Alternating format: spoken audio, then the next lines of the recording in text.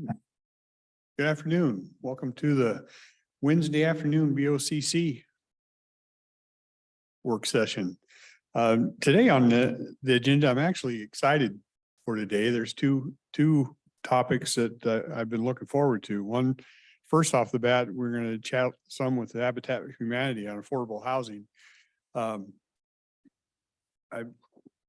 kind of talked about this in the past, but always looking for ways to help people get into homes. And I think because I did some in my history, work history with CAP on a few homes that wanted to really explore if there's any role in the county to help out this at all. And I don't know that there is, but we thought we'd bring Habitat in and see if we could explore some of that. Then the second one, we have Frank from Community House on Broadway, give us an update, and look forward to that too. So good to have both of you here. So Savannah, do you want to run with that one?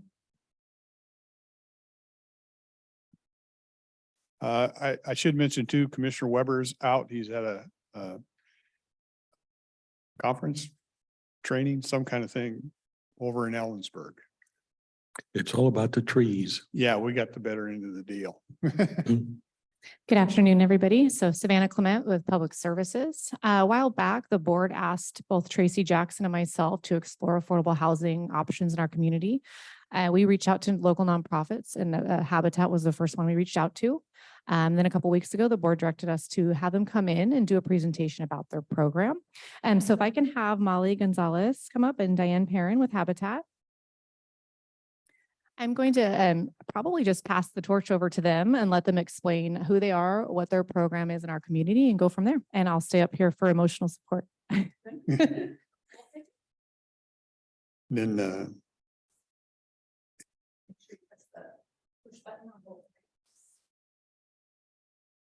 Okay. yeah, And the microphones need to be relatively close. How's this? That one's good. Mine's Okay. stuck. You try. You want to test yours? Testing. Hey, that's not good enough. Well, thank you very much for having us here. We're very passionate about our service here in the community, so we're more than happy to share about our program, what we do, and maybe later on we can go down the road of where potential help from the county could come from. So first of all, there's so much well-intentioned nonprofit work around handouts, but what we're really pleased about Habitat is and that those are warranted. Habitat for Humanity believes that a hand up is more empowering. And we've seen the benefits of a hand up versus a handout. So we like to go through with a little bit of our program in general. And we have probably too much information. So Savannah, you help us cut us off if we need to. And of course, we'll take questions. We do have a packet prepared for all of you at the end as well. Our founder, Miller Fuller, he had a mentor, Clarence Jordan, and he preached in the 1960s. What the poor needs is not charity, but capital, not caseworkers, but co-workers. And that simple but profound statement has led us to our basic foundations of how we go about servicing our hand up program. So, and feel free to step in anytime. To be a partner and a homeowner with Habitat, it's a very lengthy process. We open up what we call an open enrollment and homeownership application meeting, typically 2 or 3 times a year. And it takes, in fact, just 2 weeks ago, we had over 104 families on a waiting list to apply for a home. That's grown increasingly over the years. Typically, it's about 30 or 40. So to have 104 on a waiting list to come to a meeting was quite incredible. So what we look at is three primary criteria. One, that there is a need. So are they living in a overcrowded home? Are there 10 people to a 1-bedroom home? Are they rent burdened? Are they living without heat or air? And or many, as Molly said, maybe even in their car. We've had homeowners that we've rescued from a car environment who became a homeowner. So that's the first issue we look at is need. The second is willingness to partner. And we'll get into that a little bit more, but that's been evidenced by what we call sweat equity, and we'll go into that in detail. And the third is ability to pay, because again, Habitat's not a handout program, we're a hand up. So we don't give homes away. Families work for the homes and they pay for the homes. The beauty of Habitat is we're at zero interest. So they're not having to pay any interest, and nor do they pay more than 30% of their income for housing, which is pretty incredible. And that includes property tax and insurance. So their homes are very, very affordable. We do service the very low to low income.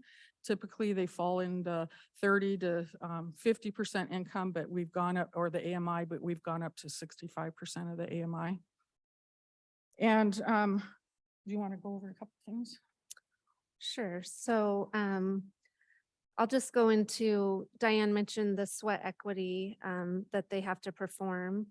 They have to perform 500 hours of sweat equity, helping to build their home with volunteers and our How many staff. hours?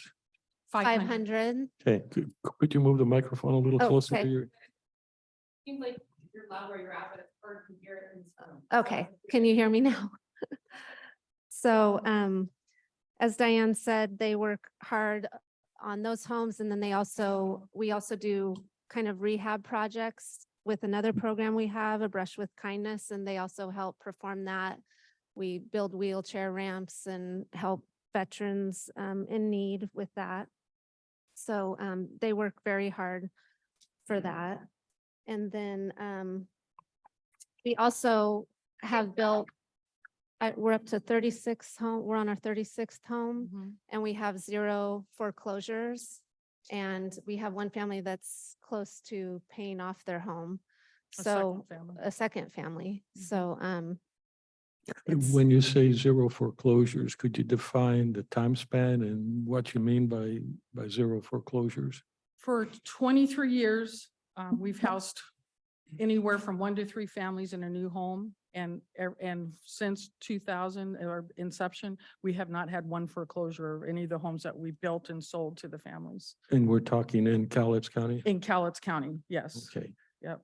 There are always interesting details, like do people take advantage of the price increase of housing to sell? And you'll go over those things. That's a great question. And again, because our mission is to get low-income families in housing and keep them there, we have a what we call a first and second note to secure that those homes we build stay in affordable housing. So they cannot come into the program and there's a $50,000 equity swing from what it was appraised at to what we sold it out. We hold that swing and we keep it in our kind of in our pocket, if you will. So it would be almost like a traditional mortgage.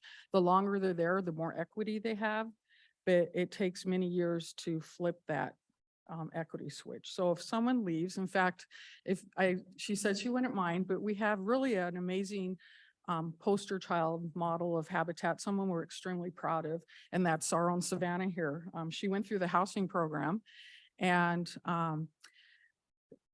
she started with 3 people. So her husband and her then 2 3-year-old child. Yep. And they lived in one of our smaller homes. We built a 2-bedroom home. So they moved into that home. Well, within 2 or 3 years, she became a family of 6. So that home was no longer fitting for her family. Savannah did not benefit from the equity in that home. So what we did was we figured out what her equity was within those few years she was there, and Habitat acquired the home back. We then put another low-income family into that home. So we try to keep our homes in affordable housing. The only exception, as Molly mentioned, we had one family that has already paid off their home, so they can do whatever they want and go wherever they want. In fact, it was our family that had 8 children. So it was one of our larger homes. And when they finished paying that home off, the 3 youngest children ended up living in that home. So they still basically live there. We have another family that's close to paying it off, but they will be relocating. So again, they can they can offer, we always have first right of refusal, so we will they'll notify us that they're really, ready to sell or leave. And then we determine if we can buy it back affordable to put somebody else in there. So And just to clarify, so that process is done through what you guys used to call a silent second mortgage. Right. So it's filed on the home with the original deed to ensure first right of refusal. So some restrictive language in the deeds. yes. And we have really done that on almost we have a first and second note on almost every home, but maybe one, because that was a year when there wasn't a room to add to a second note. But typically we have a forgiveness in there. And it's also good because we're going to go into sweat equity a little bit more, but the families have a sense of pride in that home. And so we work with them for several months before we select them. And one of those requirements is to go through financial counseling. So they're going through several months many have never opened a bank account or prepared a budget. So we work with them on that. And then we also mandate that they come in once they're selected with a minimum of a $25 a month payment. That's not making us rich or adding much to their what we call a private escrow account. It's to show that they have a good ability and that they're serious about making the payment. If they can't make a $25 a month payment, they're not surely going to come in and make a mortgage payment. So we start building up that financial confidence. We also provide classes on how to be a good neighbor, be a pet owner, home maintenance. Some of them have never had to repair a toilet or they call their landlord for it. Well, now they're the homeowner. So we let them know what those hidden surprises are in house repair. So we go through several classes and workshops before, again, they can move into their home. So we feel like that we're so much more than building a home, but we're building family and we're building community by giving them these tools. Many of the families that we've had were the first ones to not only finish high school, but go on to college. So the gift of home ownership is more than having a roof over your head, but it's really about building confidence and strength. And we're just so proud of seeing that breakdown of I can't get anywhere or do anything. I can't even get at home to these families that are just flourishing in the community. We have the one that Molly mentioned that lived in her car. She now just finished her master's degree in nursing. So home ownership is so critical, and we're just proud that we can be able to share and do part of this with you. I'll let you go on the next.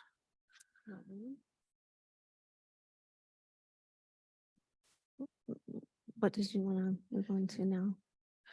You want to just talk about some of the housing? Sure. So a little bit about the type of construction and housing that we do. The typical Cowlitz Habitat for Humanity home has 3 bedrooms, including a master bedroom with bathroom and 2 rooms for other family members and children.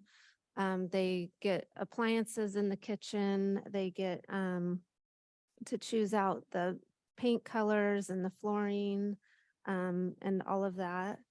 And we also have noticed a trend when we start building in a certain neighborhood that other neighbors in the neighborhood start kind of upgrading their homes and kind of bringing that up their yards and start doing maintenance on their own homes. So the ripple effect of these homes that are built goes out into the community, as well as they become, as Diane mentioned, a little more responsible citizens and also give back. So, Good question. How many square feet in that? Yeah, if you could explain how housing size and room size is chosen Sure. in square footage. So we typically build 2 to 5 bedroom homes. It's based on the number of people in the family. We used to build 1 to 6 bedroom homes. We won't build less than a 2 bedroom home because of the resale in the market and eventually somebody outgrowing it. And then we go up to 5 bedrooms just because, again, of the cost of building homes. It's based on if there's a parent in the family or co-parents, there's one room, and then we have a room per child. If they're 5 years or less, same sex, they share a room, no more than 2. If they're different sex, they have their own room. So it's based that way. They range anywhere from, it sounds small, but they are actually beautiful homes, anywhere from 980 feet to 1,350 feet. So they're small homes, but they're met to code and exceed code. Yeah, my first home was 900 square feet. So And you if know- I were flexible enough, I could touch all 4 walls Oh, in the wow. master bedroom simultaneously. It's funny too, when you see them built, you're like, oh my gosh, that's really small, but and you would think the opposite, once the walls and drywall go up, it's amazing Yeah. what. You what you have, happens. you have a couple of them not too far from your office, right? Yes, Sitting on the corner there. we have one, not the very corner, but the one adjacent to it is And the one ours. adjacent to it is. Yes, the blue home And, is ours. and I can remember when that was being built, you think, oh, that's pretty small, but it's very nice looking. And that one almost looks like it's accessible. It is. That was built accessible. Yep, the mother had a son in a wheelchair, so we build to whatever the need is, and so I think several of our homes have wheelchair accessibility. Yeah. Yeah, I just can't help but throw a comment in. The average house size across the nation in 1970 of a newly built home was 1,000 fewer square feet than in 2010. Mhm. So over 50 years, people just decided they needed a lot more. And anyhow, That's true. so I don't feel embarrassed at all about a small house. Well, I guess maybe not so much embarrassed, but often people hear the size of our homes and they say, oh, you just build tiny homes. And it's like, we would like to build tiny homes, but they're not really tiny homes to us. So, but that is something we'd like to get into down the road as well.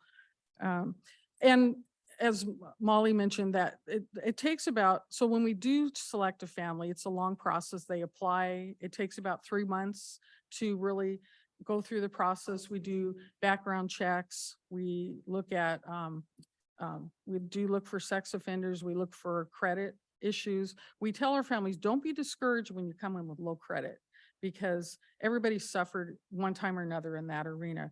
We will work with you. We've had some actually 3 families that took 3 or 4 times to apply for a Habitat home because they were just not credit worthy at the time, and we did not feel they would be sustainable. And we like to keep our 0 foreclosure rate. So we don't want to put somebody in a home when we know they can't afford it, even at a very low cost. So we work with them, we give them some of the financial classes, we offer them other services in the community, and then they come back and apply, and 3 successfully, after many attempts, were able to apply and get into a Habitat home. So it's nice. The problem I would say that we encounter is we could be building, if we had the funding and the property, we could be building, 20, 30 homes a year. We're still considered fairly a middle-sized affiliate, and we're building 1 to 3 homes a year. That's based on, again, funding and staffing and things like that. So our hope and goal, my legacy, is to, which we met one, we recently bought property where we can house 14 homes. In the past, we've done nothing but infill lots. And that was primarily through Longview Kelso. About 7 years ago, we bought property out in the county in Lexington, and we're finishing 4 out of the 5 houses there. So again, the need is so great. As we said, we've had so many people constantly applying for a home, and they just they can't make it on their own, especially the level of AMI that we serve. So I've got a whole bunch of questions with respect to that. So you mentioned you had 104 applicant- families, 104 applications. Of that, how many of those will be accepted, assuming that they're all eligible? Well, out of the 104, we've already probably had 20 deselect themselves, because again, we tell them the criteria is you must live in California. Let me One or two. re-ask it a different way. How many houses do you build a year? 1 to 2 right now. So there will only be 2 selected from that amount. Okay, and Yeah. so the other, and that time span is approximately a year to build? Yeah, it was about 3 months to get the full selection of the applicant and 6 to 9 months to build the home. Okay, so so it's- about 2 to 3 people a year, so of Right. houses a year so Currently far. is where we are. And the limitation you said is the funding. Funding, and sometimes it was property, but we have some property now we can build on. Aren't they the same? Funding and property? Yeah, I think No, you mean the because- availability of property, affordable Right. property. Right, because even though we have some property to build on, we will not build a home until we have all the money up front in our account to build a home. So I don't have that kind of money to build 14 homes in 1 or 2 years. So Habitat self-funds. Correct. Yep. We rely on the generosity of our community, which is usually and has been very generous to us, but would still limited to. that. and do you look for a particular area?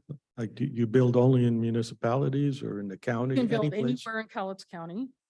And we typically have built in the city of Longview and Kelso, with the exception of the 5 properties we were able to purchase in the county. We have worked with some folks in rural areas. The problem with that loses affordability when we would have to put perhaps a septic system or a well in. And then that again limits the affordability for our low income families. We've looked into possibly doing shared wells and things like that, but again, septic systems, as you probably know, are very, very expensive. So it is an issue that we're working on because again, we just want to get as many people housed as we can. We have some multi-housing. We have a condo in Longview, so instead of serving 1 home, we were able to serve 2 families. We're looking at that on some property we have just purchased. So that's a possibility too. If you look back over the years, has the number been 2 to 3 a year? Was Yes. there a COVID impact? Definitely a COVID impact. But you still did 2 or 3 a year? No, we did 1 over that COVID time because we were not allowed to have volunteers on site, which is definitely the heartbeat of our organization. And we could only have our paid staff building. We were even limited on having our families do their sweat equity on site. So that was a slower build for us as well. And we do have some, even though we build most of the homes ourselves, we have some subcontractors. So to find a electrician or plumber or drywall during that time was challenging. So COVID definitely, and it also prohibited us from doing some of our fundraising. During the COVID time, were the restrictions something you placed on it or something that was placed on you? Based on us, Okay, so if it hadn't been, you would have continued correct, normally. yes. Surprise, huh? Yeah. You mentioned, in addition to these homes, I think I heard you mention, said you would like to get into tiny homes. Well, Did you have we have had many requests to build tiny homes or even ADUs. We would love to get back to that. Most like of a the- little community or? Yes, we've seen, I actually, even though I am the CEO at Cowlitz Habitat, I live in Lewis County. And I worked with a couple organizations, nonprofits out there have built tiny home villages, and it's been more multi-generational. And it's worked well for them. The costs are, allowing them to build more homes than where we are. So we're looking at that. So that could be a potential Down the road? down the road for us. Yeah. Mhm. Okay, so going back a little bit to what when we were talking about sweat equity, as Molly mentioned, we have 500, a minimum of 500 required hours. And I think I'll use you again, Savannah. Savannah, when she started and her son was 3, it's like, how are we going to get these hours done because you're working full time? One thing we do a little bit different than other self-help housing, some mandate maybe 30 to 40 hours a week. Ours is 40 hours a month because we want to keep our families healthy. We want them working. We want them engaged in the activity, but we don't want to overburden them. So again, that's why we have our home builds go about 6 months long so they can get those 500 hours in. But Savannah was probably our first family who it was hardly a month or two down the road, and we looked at, we have an assigned advocate to the families. We look at their hours we're putting in place. She already had like 600 hours. And so by the time she finished her home, there was over 1,200 sweat equity hours. So again, I think that's the beauty of Hand Up, because if you put that sweat and blood into your own house, you have a lot of pride. And our families don't want to miss that opportunity. If we have a group come out and build, so many of our businesses in the community will come out and do a team build. And I think it would be very different if they came out and that family wasn't there building on site. It would be like, well, who are we building this house for? Why aren't they here? Well, they're there and they appreciate the help that we receive from the community. So again, that just adds to that sweat equity and that pride of home ownership. So I think that's just an important piece. Is there an additional incentive to go beyond the 500 hours? No. just- From your part, from their part, it's their home. so- Right. So Yeah. we don't mandate it. We do encourage them to, we do have them still do a certain number of hours after they even meet their requirement until the home is built, so that there is engagement, but we've never had to police that because they've graciously have been there. So, and we have something for any age. You know, a lot of folks that will come in, they have young children and they're, you know, they want them involved. So the beauty of Sweat Equity for Habitat is we want to encourage even the children to do better in school. So we have Sweat Equity for good grades. It's capped out at a certain level. But if those kids are struggling and getting Fs and Ds, and we let them know that, hey, if you get your grades up to an A or B, you get to help move into your house. And we've seen that happen. So it gives them an incentive. We had one family, they had a little girl who was in similar to like a Brownie Girl Scout unit, a young Girl Scout unit, and she wanted to help and couldn't figure out what she was going to do. So the parents were meeting in the kitchen with their family advocate, and they heard their little girls in the garage. They created a little organization called Servant Sisters, and they decided they were going to make brownies and bring them out to the job site at lunchtime. So even they can contribute to Sweat Equity. So again, we just want to help the families totally be involved with this and teach the kids about volunteerism and about pride of being in your home. And so we've seen great success of having something for everybody. So that's been kind of exciting. And we have even high school kids coming out.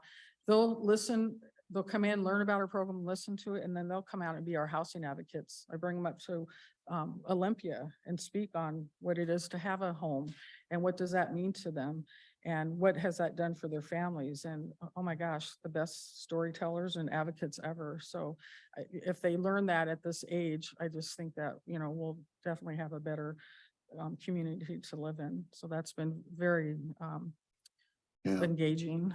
So. Who do you have on the job site?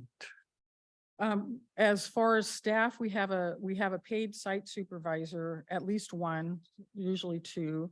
We have a construction director who's there occasionally, but we do have two paid site supervisors usually at all times. And then it's the families and any volunteers we can get. The volunteers come at any skill. So most of them do not have a construction skill, but the site supervisor will teach them what to do.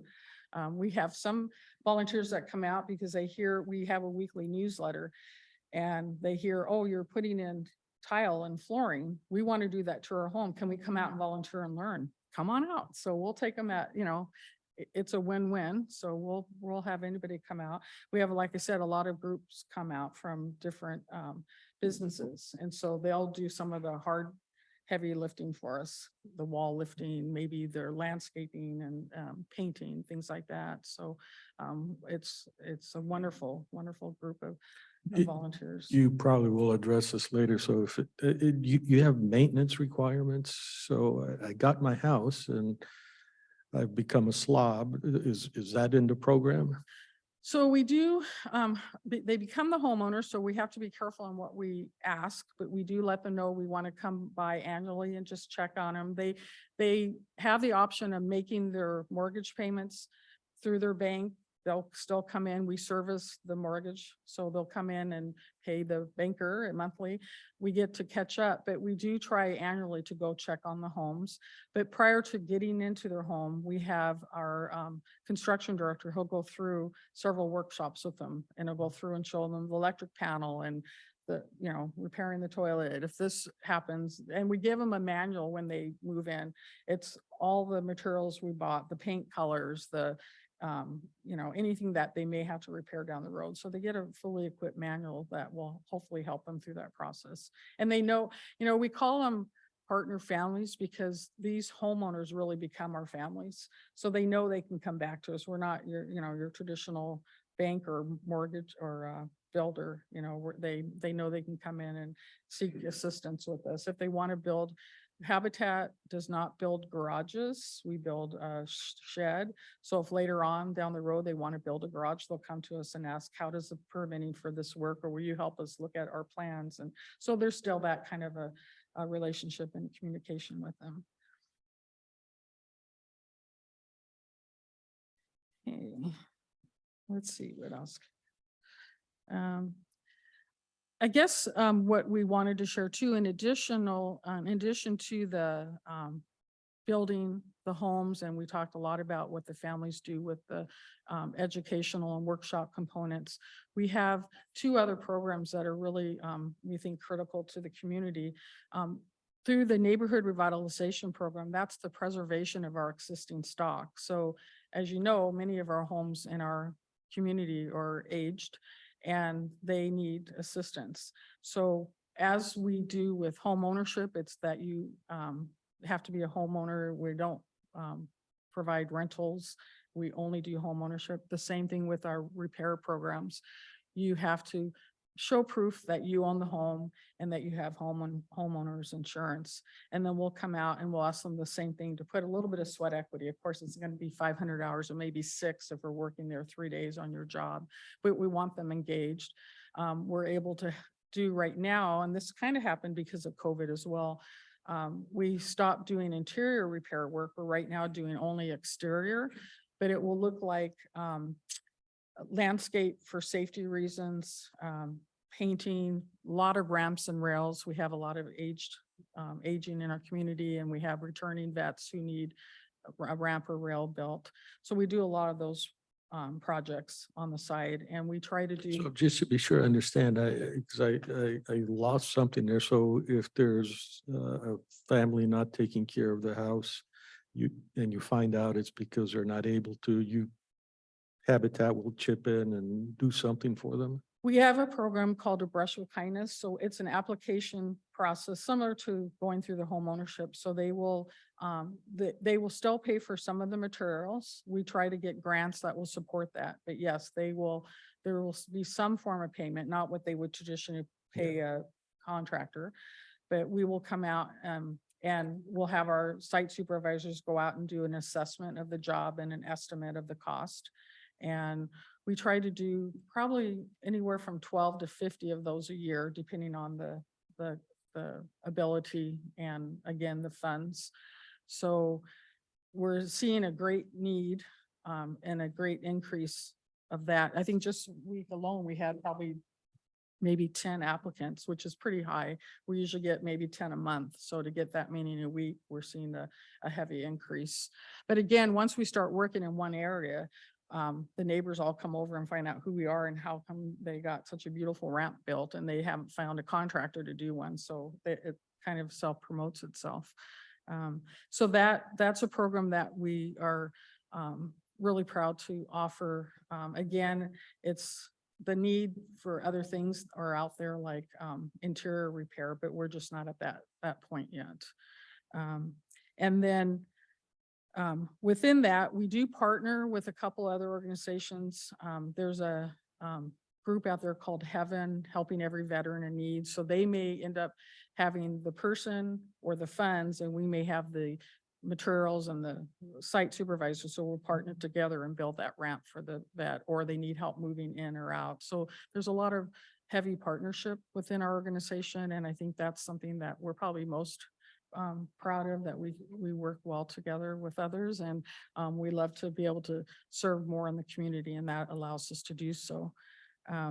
In the Brush with Kindness program, I think what really sold me on the program, it was the first time I was working with what we call NRCC, Neighborhood Revitalization Community, and that was, we held the meetings at our office in Habitat, but we had several nonprofits come to the table. We had city officials, we had library, we had chief police, everybody would come, and we figure out how do we improve our neighborhoods and our community. And so one of the things that we came out of it was our Brush with Kindness program. And so when we were in the Highlands walking the neighborhood and trying to promote some of these self-repair programs, there was a house that we walked by every day, and I could see half a face out the door window, or actually out the living room window, and wave, try to go to the door, no answer. And so you either get welcomed very warmly or very rudely, but it was never just somebody looking at you but never responding. This went on for about 2 weeks.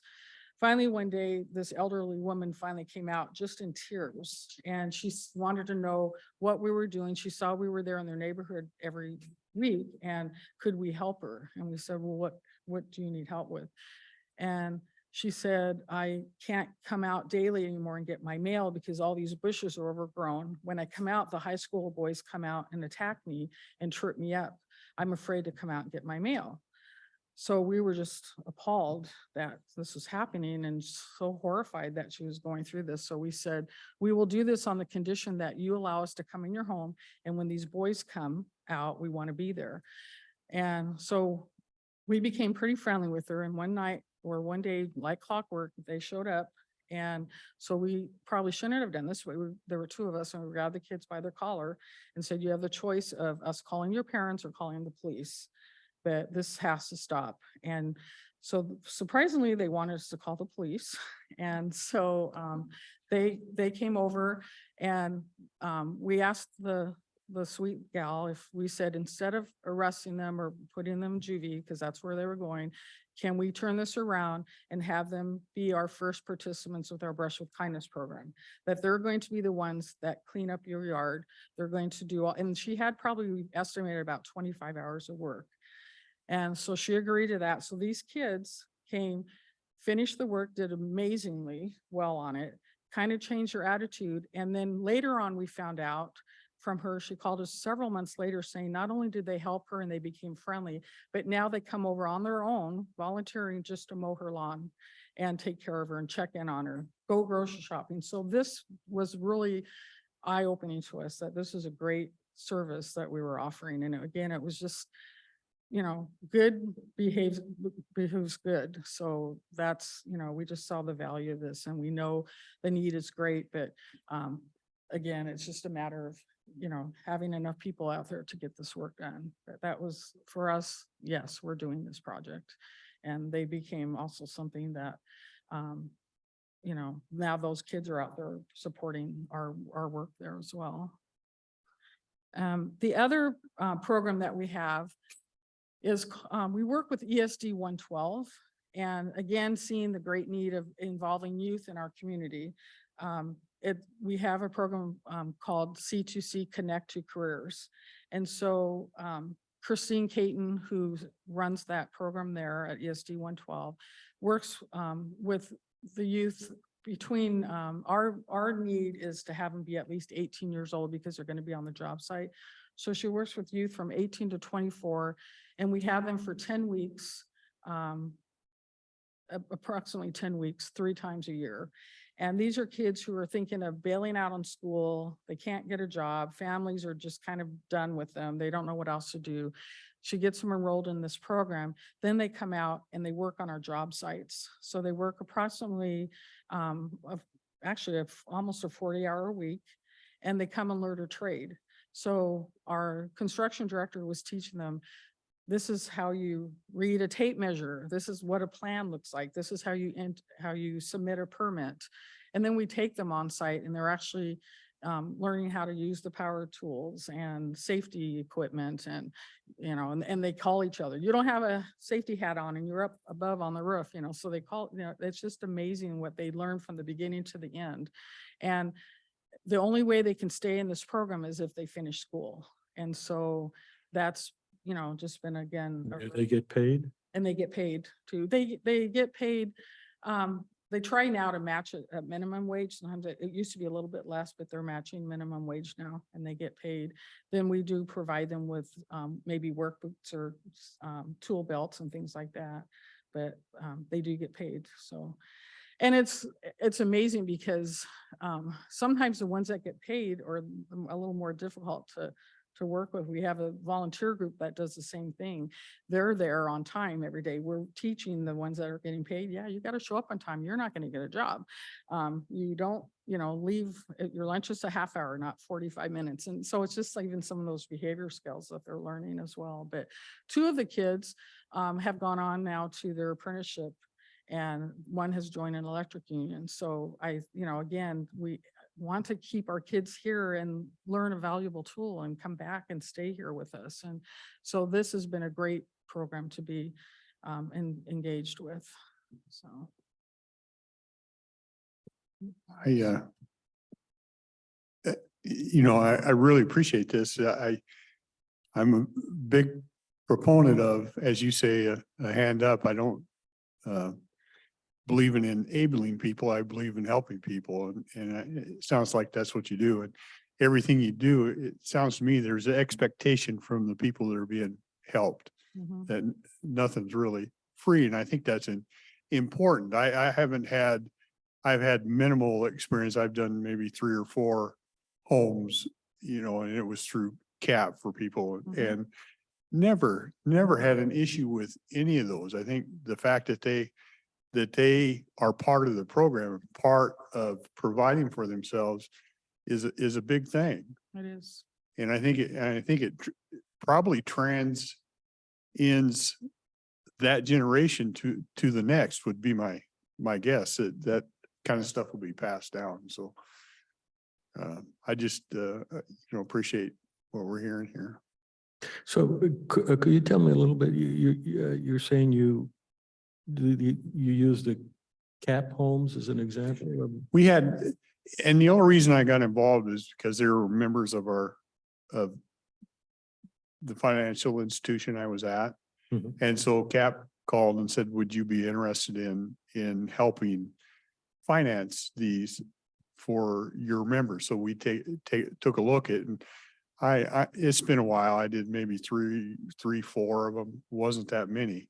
And so we put them through the program, and similar, they all had to do some financial education, which I think is a big part of it. Because a lot of them, like he said, come out and haven't done a checkbook. And we took people that had some lousy credit, but once they gone through the financial education. And of course, I retired in 22 and I haven't been there, but during the time I was there, never an issue with any of those homes. And those people just seemed to grow. And if you were to look at their accounts, they were doing the right things. It just seemed to work well, even though it's a limited number compared to what they've been doing. Yeah, I'm trying to figure out what's the difference between that and a lot of the programs that people got 100% loans to buy homes and that fiasco that ended up. Yeah, I can tell you what happened to some of those where they were 100% equity loans. You've seen people walk away from those. Right. I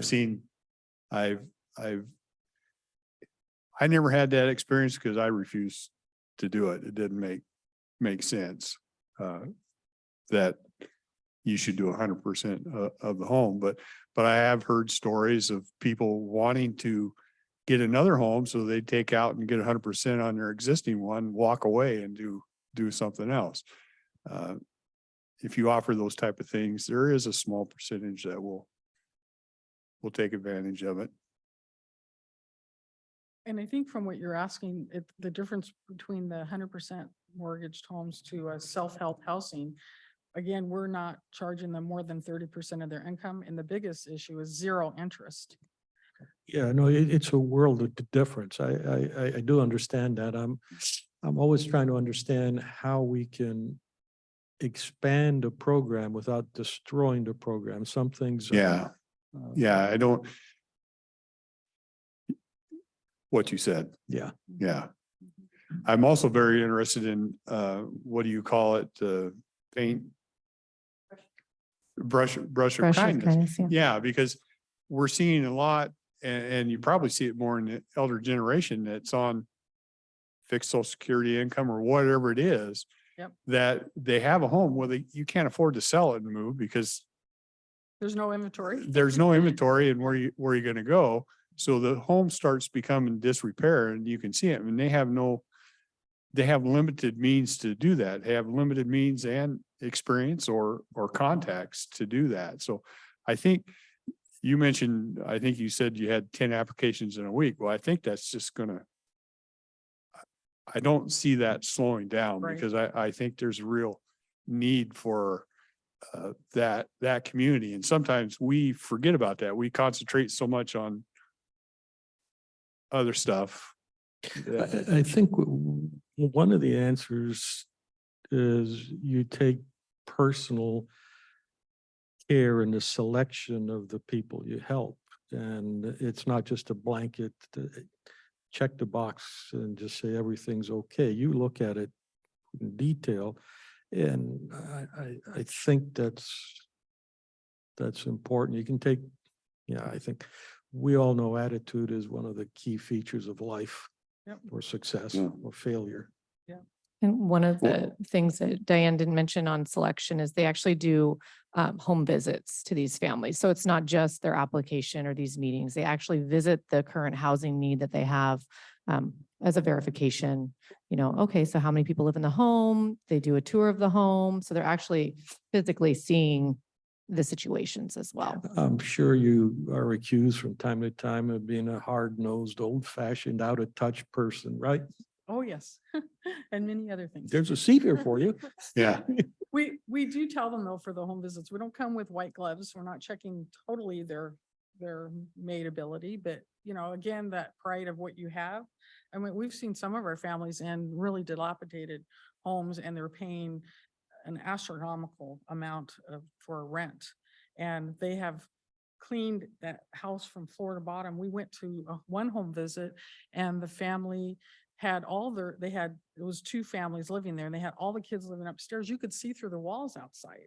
And yet they did their best to repair it because the landlord wasn't going to do it. Yeah. And so, I mean, we come in and your eyes are open to what they need. I think you said it earlier, and I probably didn't write it down totally verbatim, but it says, you're not interested in being caseworkers, you're interested in being co-workers. Yep. I caught that too. So I don't know how we need to explore some point is how we can walk beside a little bit and help. And I don't know if it fits in our purview, the repair side a little bit better than the building. I don't know, but Yeah. I'm willing, I'm just one commissioner, obviously, but I'm willing to listen to anything that we can walk beside and help with that. Yeah, what strikes me here is we do a lot that I think is counterproductive through some of these rent subsidy programs. And I think that actually makes your life harder. And that's a lot of money. The last rent subsidy program we had was 6 to 9 million, something in there. Gina knows it right down to the penny. And it seems strange that we can take taxpayer funding for something that I know is not productive for the average, for society, and not help something that is productive for Yeah. society. It just Ex- doesn't sit with me. Exactly. I couldn't agree more. It'd be nice to take be able to direct some of those where you're actually making some of these improvements. You're improving your community, you're improving the properties, you're improving your neighborhoods. And like I said earlier, I think you're improving more than the generation you're helping. Mhm. That's more of a gut. I don't know how to prove that unless you follow them for a long time, but it just feels to me like you're improving more than that generation. So Gina is our expert in this. Did you want to comment, or is this too much of a rough spot to be in?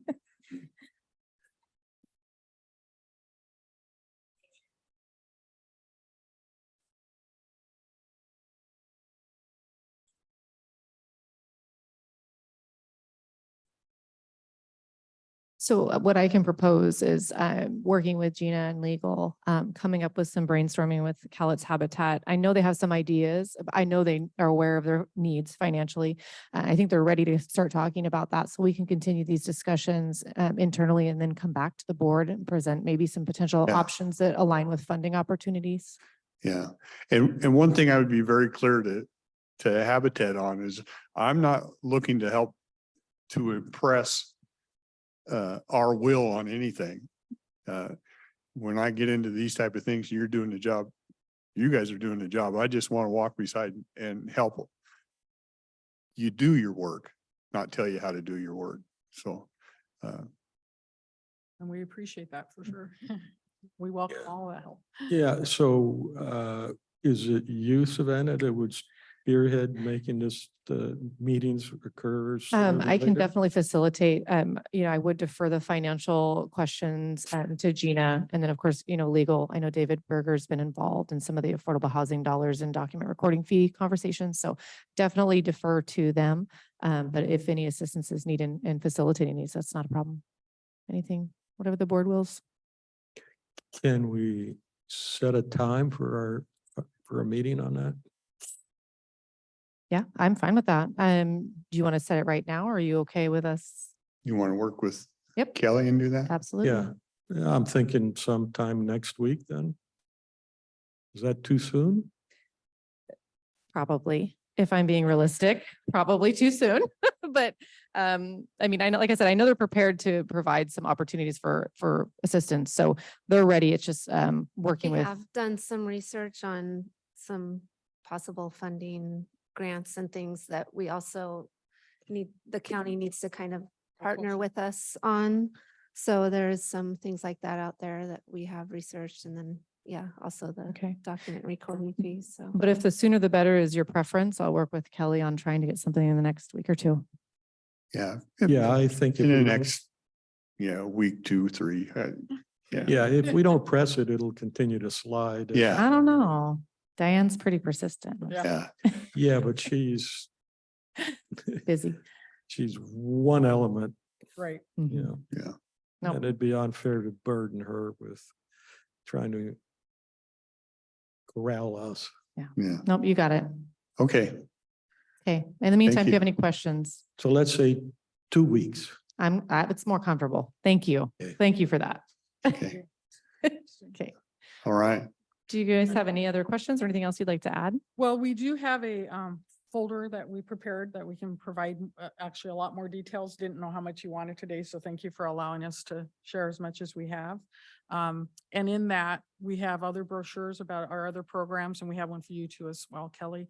And then in the back, we have some of the information from like the document recording fees and other ways to help perhaps financially, or even brainstorming ideas of how we think we could work together on this. So that will be in this package, and Savannah and Kelly will have one. Excellent. Okay, Okay. thank you.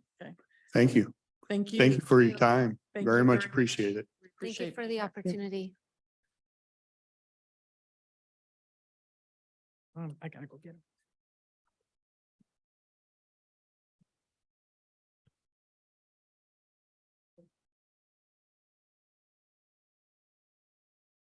Mr. Morrison. You know what I can tell you what that's from. That's from too many high and tight fastballs, my friend. Dragging off the mound. Yeah. Yeah. Sure is.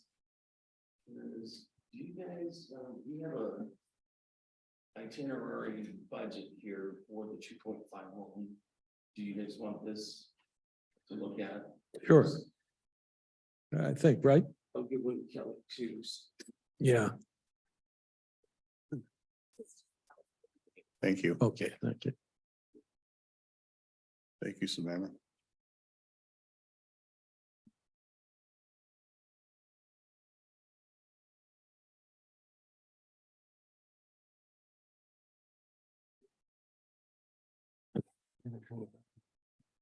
Okay, I brought Bill Buchan up with me from LP&H Mechanical.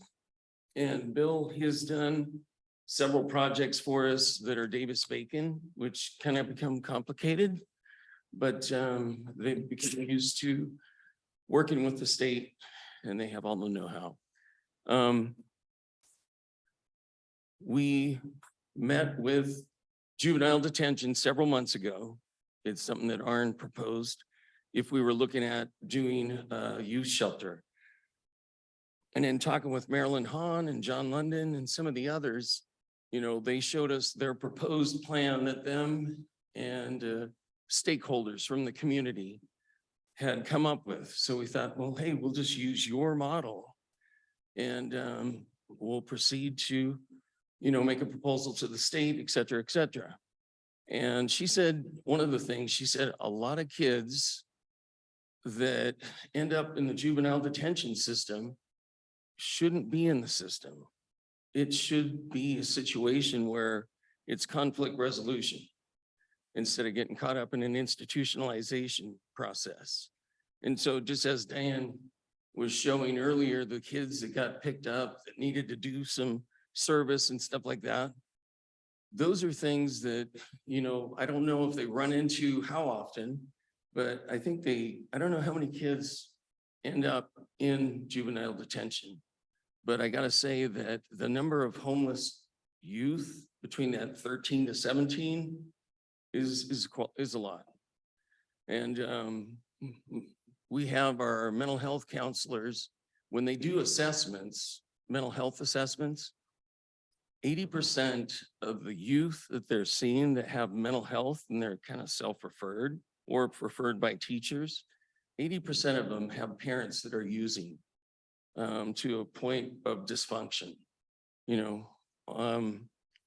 And so I don't want to try to sell the job on you. I want to show you that when we had asked for 2.5 and we had a startup project at 8.1 million, we have a shortfall that we need to come up with. And we at Community House, we have maybe 1 month in the bank at a time. You know, we came through that $1.7 million project to kind of stabilize the base of the first floor to keep the structure stable and looking good. And so we did that. And we ended up being able to pay, we had 500,000 from the community, or I mean, excuse me, 500,000 of donations, 250 was from the state, and another 200,000 was donated by Core Health. And Core Health was going to build out some offices there. So we said, hey, it makes sense that you guys invest in some of the offices you're going to be using.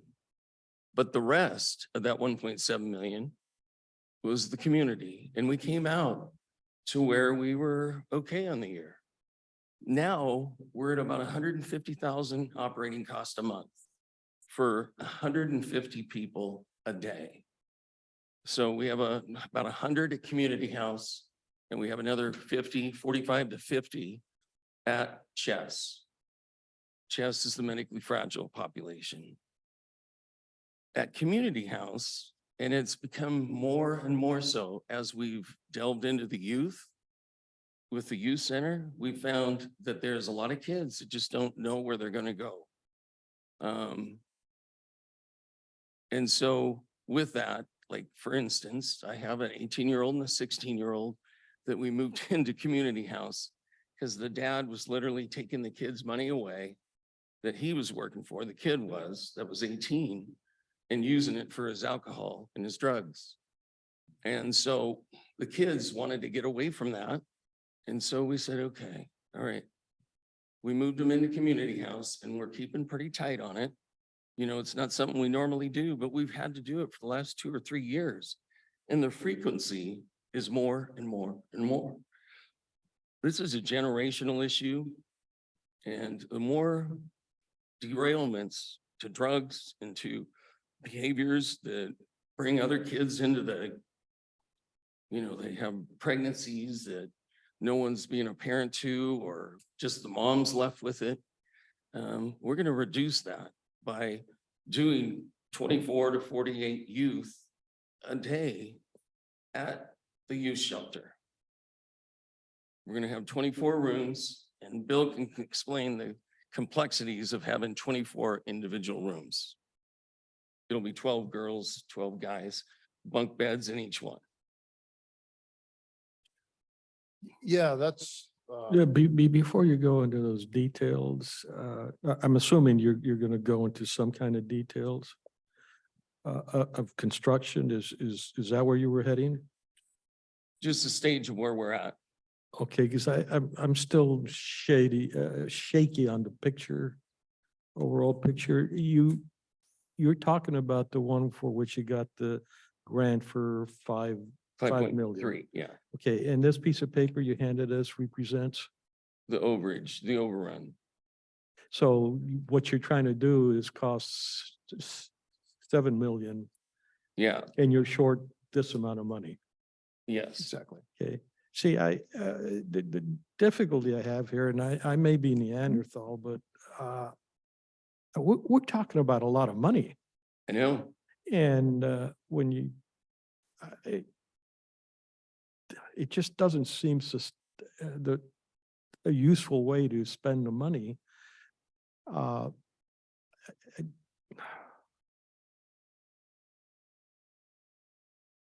For one thing, you know, we're trying to fight a problem that you can't win because apparently the family has been destroyed. We can win. You can win. We can win, Arn. No, you can't. Yes, you can. You've been losing. 50 to 75% you can.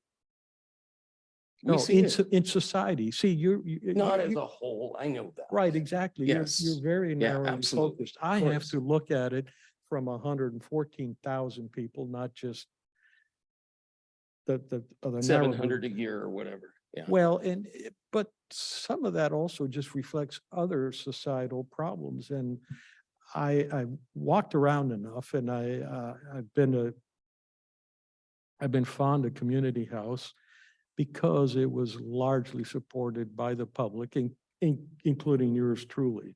And I worry about changing all that. But going back to your constituency, if you will, or the people that are for whom you're building this, there's a real problem when the government, and in some sense you're a government or an external entity, gets in between the parent and the child. I don't know how you negotiate that. Are these people like the 18-year-old can do what he wants? The 16-year-old, there's some emancipation documents that need to go on and so forth. There are so many kids who will wrap their belongings in a bandana, take a long stick and go out on the road, and facilitating that is probably not a good thing in general. If they don't have an option, and we're giving an option to the 500 or 600 kids that the school districts see that are becoming homeless each year. I mean, don't see it. we don't, you gotta be in the day to day. And in the schools, these teachers are day to day and they see it. And every year they're saying the same thing, and every year they're saying it's getting worse. And, I told years ago, I told Dennis Weber and the other commissioners, I think Jim Meisner was one and another one was maybe George, I can't remember.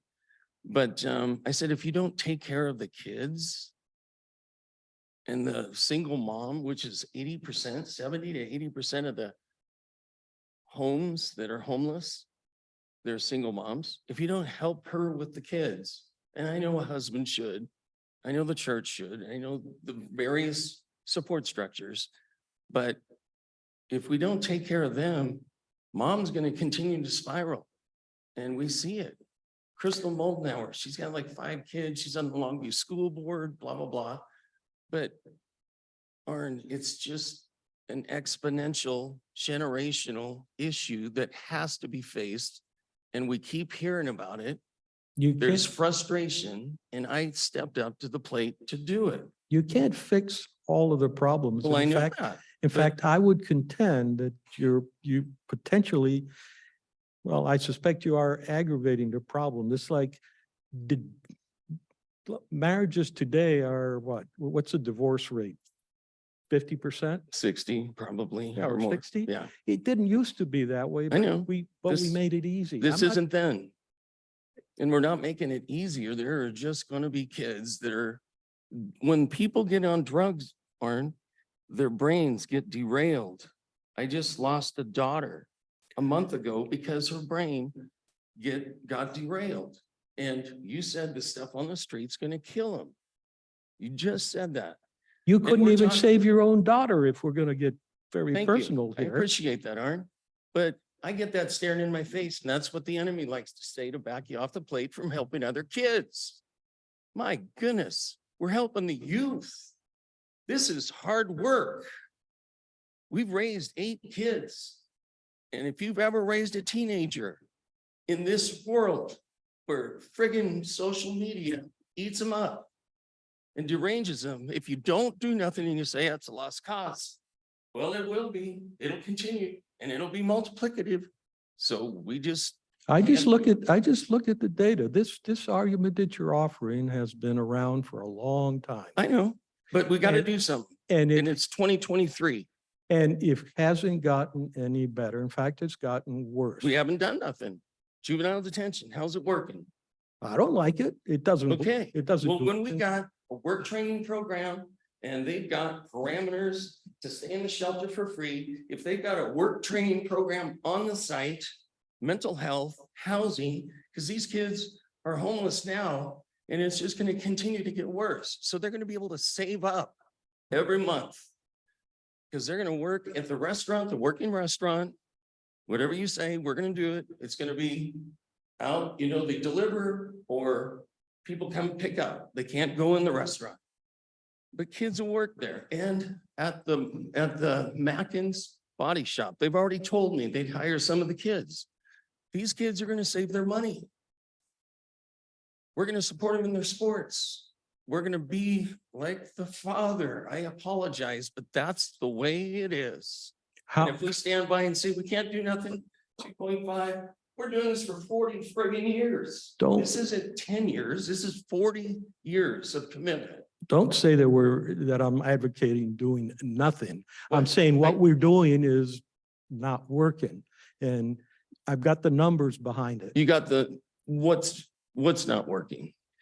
The more you give people the easy button, there are no This isn't the consequences. easy buck and it isn't the It easy is, way it out. is. Yeah, I'm angry at my father. I don't want to, I don't want to toast. I know that drill. I know it. We raised kids that were really dysfunctional. Okay? We know that, but we're not giving the out. And I fought it. I just thought, I'm never going to do that because I see, I don't want to do the dishes. I don't want to do this and I don't want that. So what? There's a bunch of kids that aren't that way. And you capture that crowd and you progress them in life. Otherwise, we're just going to sit back and watch it blow up. 2.5, what is that? I mean, the state's given 5 million. The last year when we redid the shelter, the community rallied around and gave 700,000 or something like that. Gosh, Arn, If I How- could, how- I'm just dying here. If I could jump in for just a second. I want to just kind of think back. I know I met with Frank a couple weeks ago and he was interested in kind of giving an update to the board on where things were at with his project. We had posted an RFP last spring, April, May-ish, that Community House had responded to at that time. I think we had only got 2 proposals to that, one from the city of Longview and Community House. And at that time, when we talked about the proposals, we just kind of put a hold on it. We kind of tabled it for that time because we had just learned about the grant from the state, the 5.3 that was going towards the youth shelter project. And so my recollection is, let's see how that funding comes down. Wait, How that, my recollection isn't quite like that. It was an issue that the RFP went out. Mhm. Community House on Broadway gave a very reasonable proposal out there for basically 100 people for $1.4 million, I think. You're it thinking was. about the camp. Right. That's not the camp. This is the one afterwards when they requested a youth Yeah. shelter. Oh, this was okay. a different. This was the second one, when Okay. they're Yeah, talking about the youth shelter. yeah. But 2 the- million of that 5.3, by the way, is for the purchase of the building that we've got a loan on. Got it. Right. So it's only 3.1 left or Sure. 3 point. So at that time, we just we didn't make any awards and just Well, wanted to let the project move forward a little bit and then Yeah, revisit and I- it down the road. And I don't have the documents back from them, but I think the total project at that time, we were kind of guesstimating around the 5.3. Well, no, it was more than that. It's 8.1 is what we've got here. I apologize. This is the proposal. And so we had 8.1, 2 million of it is the purchase price. Because we don't have the 2 million. So we took a $500,000 gift from CORE. And we created a loan with Loving Foss. And we're paying on that. And we're also the first $1 million for where we're at right now, because the roof is 600 grand itself and it's almost done. That's why I wanted Bill, he's got the permits and everything. We're on schedule here, but we've had to put the brakes on because we don't have the money. The state will have money to us by mid-October. So, we're spinning in dry sand, but it actually is gonna happen because otherwise the state wouldn't have given us the money. And I'm stepping up. This is not an exciting thing for me to run and say, let's take on and manage 24 teenagers. But I've done this stuff personally. And yes, my daughter, she became so broken from the modeling world, Arn. Yeah, it's your fault, Frank. No, it's the system. It's my daughter. It's the 27-year-old guy that got her addicted when she was making 100 grand at 19. It's stuff like that, Arn. It's like you said, it's just one piece of the cog. Suck. Okay, well, let's go ahead and go through. And maybe we can talk about, I know the project has moved forward and there's been a lot of remodeling with the building. Maybe we could focus on what the request is and what my understanding when we talked a couple weeks ago was that there's still some funding needed to remodel the restaurant area. Just like Bill could tell you that. That's why I've got Bill here Okay. to kind of detail it for you, Okay. because I know that they want details. Yep. And I just And want you to could speak to him better. apologize in advance. I have to leave at 3:00, so I'll sneak out at that time, but Sure. maybe we could talk about that a little bit and what you are hoping to still request and what that would go towards. She's using for the mental project. health strategies right now. See, let me go back to a problem before going into the detail. One of the fears I had has materialized. It takes, construction is not something magic that you cannot estimate in advance. And my understanding was that this project was going to cost 5 million. It And was you right got in the front of 5 you. million. 8.1. Was that what you told us at the Yep. time? Yep, Yeah. it's right here. That's what was submitted in the response to the RFP. Okay, then the other element is it is always prudent to operate within the budget and the money you've got. you can't just go and start saying, I got the place half built. You've got to pay for the balance, otherwise that half will go down the drain. I mean, if, I won't go. Well, we've been through Understood. this, like, we've got 7 buildings now, Aaron. Okay, 7. And they're all gonna be paid for, you know, with the help of the state and prayerfully the help of the county. The people of the community have freaking stepped up.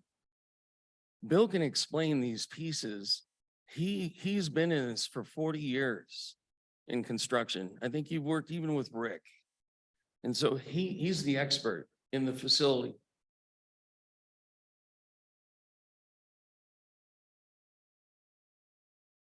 Do you want Bill to share or no?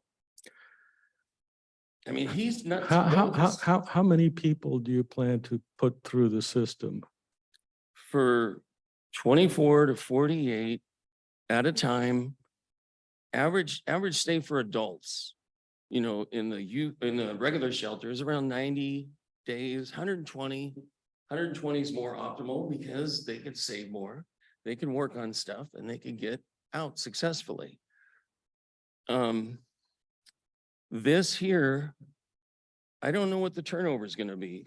It will be conflict resolution. We get them back home. We navigate with the parents.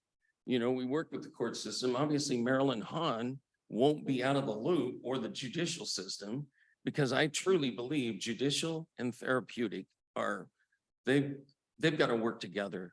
If you got one missing, it's not going to work. Some are a stick, some are a carrot. You got to have both on the heels.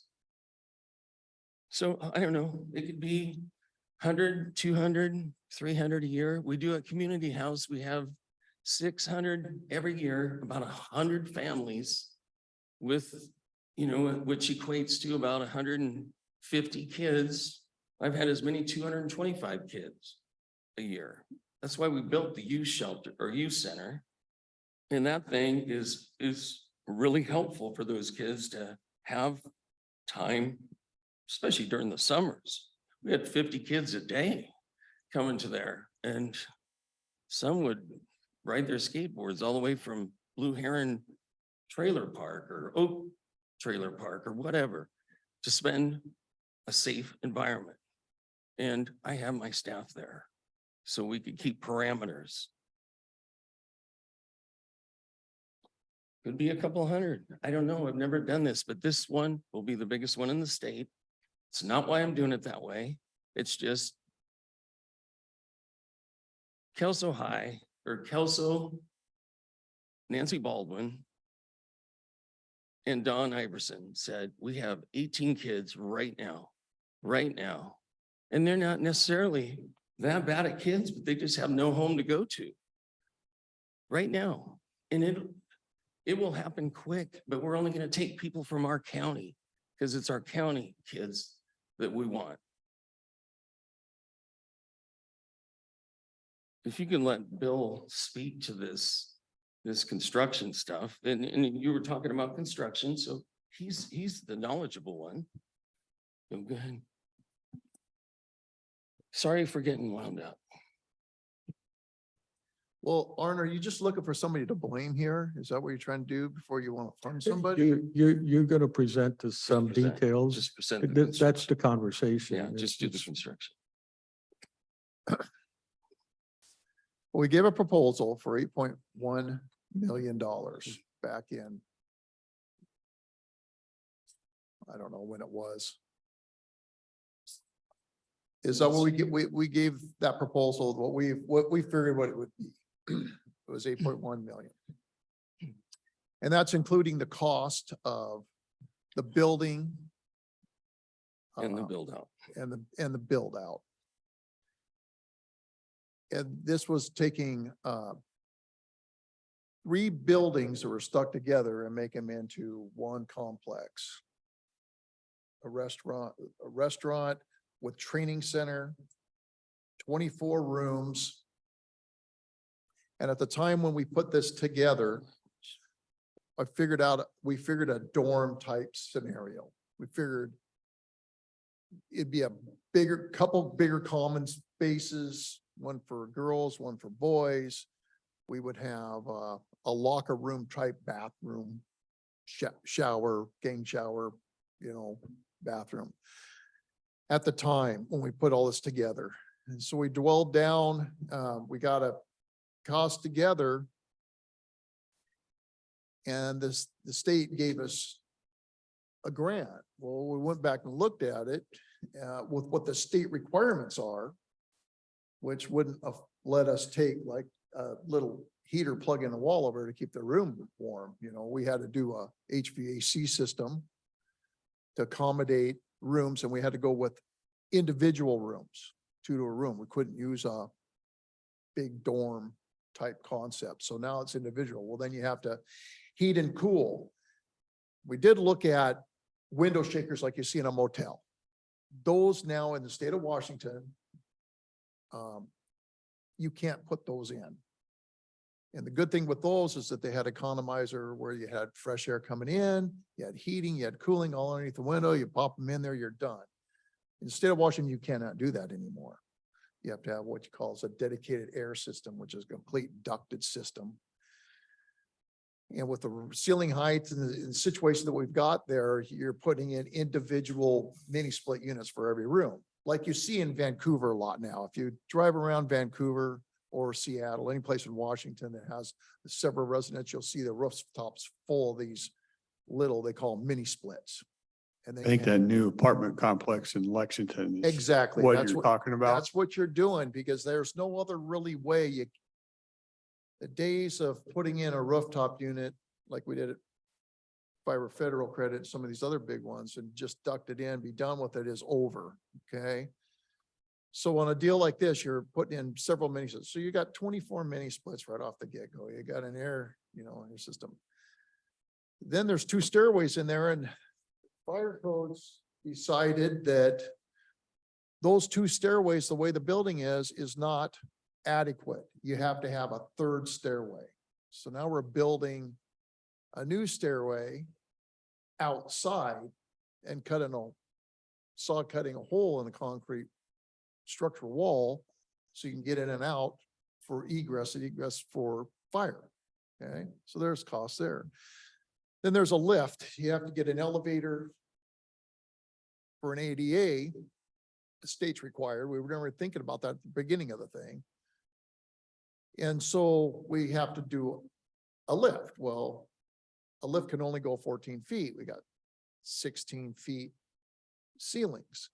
You go over 14 feet, then you're doing an elevator. Well, that's a difference from $100,000 to $300,000.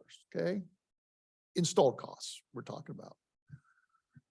So of course we had to go around that. We figured out a way to do a lift, work with the architect, got that thing done. And then there's office spaces that we decided that we needed a little bit more than what we originally had visioned. And then there's some HEPA requirements. You have to have noise, you can't have people listen. So your walls are a little bit different than your office complex. You're designing your walls with a little bit more sound so you can't interfere with privacy when people are talking the other side. And then what else also changed were the corridor walls, the corridors, since it's not a house, it's not an office building, you're actually living. So your fire corridors change, which changes your wall types. It changes your door types. It changes everything. So you have an envelope that you can get out egress that you don't really see like in a place like this, so things like that change big time. So what we've done here, the state gave us the $5.3 million, but with all these things. Tell them about the bathrooms. All the bathrooms, we can't do gang bathrooms, big dormitory type bathrooms. So now we've gotten down to, we have to do individual bathrooms. So we went from 2 big bathrooms, bigger size bathrooms, to 8 individual bathrooms that have toilet, sink, and 2 on either side, which is 4, has ADA showers. All right. That kind of stuff, you don't you don't really typically see too much until you get reading into what the state grant throws out with you. You know, then of course you have project management from the state. You know, the boreholes. Yeah, so we have to, all the plumbing and everything have to have holes bored. So when you're doing individual bathrooms like that, there's little extra things like floor drains and things like that. So Cause it's a concrete, you gotta bore through, right? there's concrete, we have bored, there's walls, we have to bring a slab saw in, cut to join different places. There's outside stair structures we've got to do. There's HVAC units. So this is what we're asking for, is what our shortfall is, okay? And it's actually less than what our shortfall is. Our shortfall is actually $2.8 million. Yeah, it's probably. I thought that we can easily manipulate things around, working with the city, working with everybody, and be able to lower the cost by $400,000.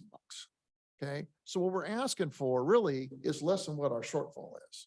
There's still $400,000 of that, what we figured 8 million was. And we've skinnied it down. I mean, basically we skinnied it down. I mean, we've got taxes to pay on this stuff and, you know, you got all sorts of other things, but we're asking for less than what our shortfall is. And I think that we just cutting costs and being a little bit more.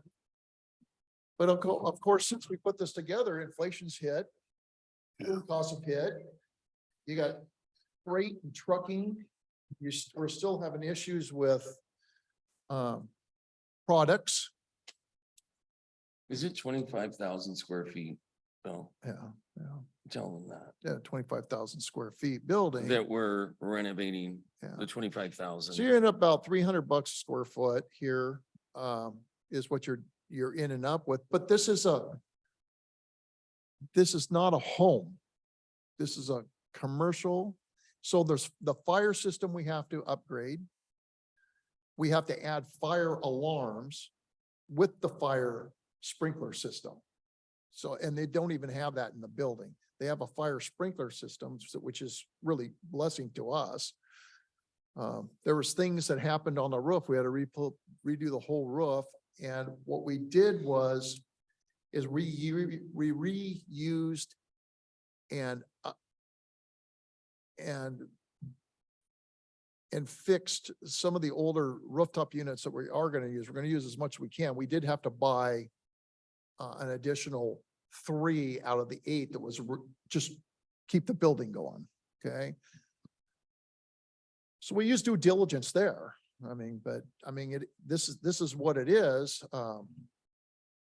I know that the state, when we gave this proposal into the state and they looked it all over, our costs were, for typical costs of buildings like this through the state, we're way, way lower than what the state's used to seeing. What was the request to the state, Frank? Was the request 5.3 or was it more? Oh, I can't remember. I'd have to see. I thought, Might be didn't 7. Inslee come down here and that's what Yeah, they gave us? yeah, that's what they gave us. I think I'd have to ask Nora. It might have been 7 that we requested. Okay. I don't Yeah, recall, Yeah, Rick, sorry. I think we requested more, Rick, but the governor came down and toured and looked and saw what was going on, saw the need to the community with these homeless teens, and decided that we needed to do something here in Longview with these homeless, or Cowles County, these homeless teens. The governor did, which they've never given us anything like this before. Yeah. So they're seeing the need. And the best thing on this here as a contractor, let me put my 2 cents in, is with community house, the first thing I build out in every type of a remodel, anything that I do with community house, the first thing we look at is their UA room. And they use them. And that's where I'm a fan, because people can't be accountable when they're high. And for some reason in our county, we have problems with that. So this brings responsibility. And that's what I enjoy so much, is being a contractor with these guys. Frank, you made a comment that it wasn't our intention to be, but this will be the largest youth shelter in the state. Yeah. So that's- there's other cities or Well- counties that have these.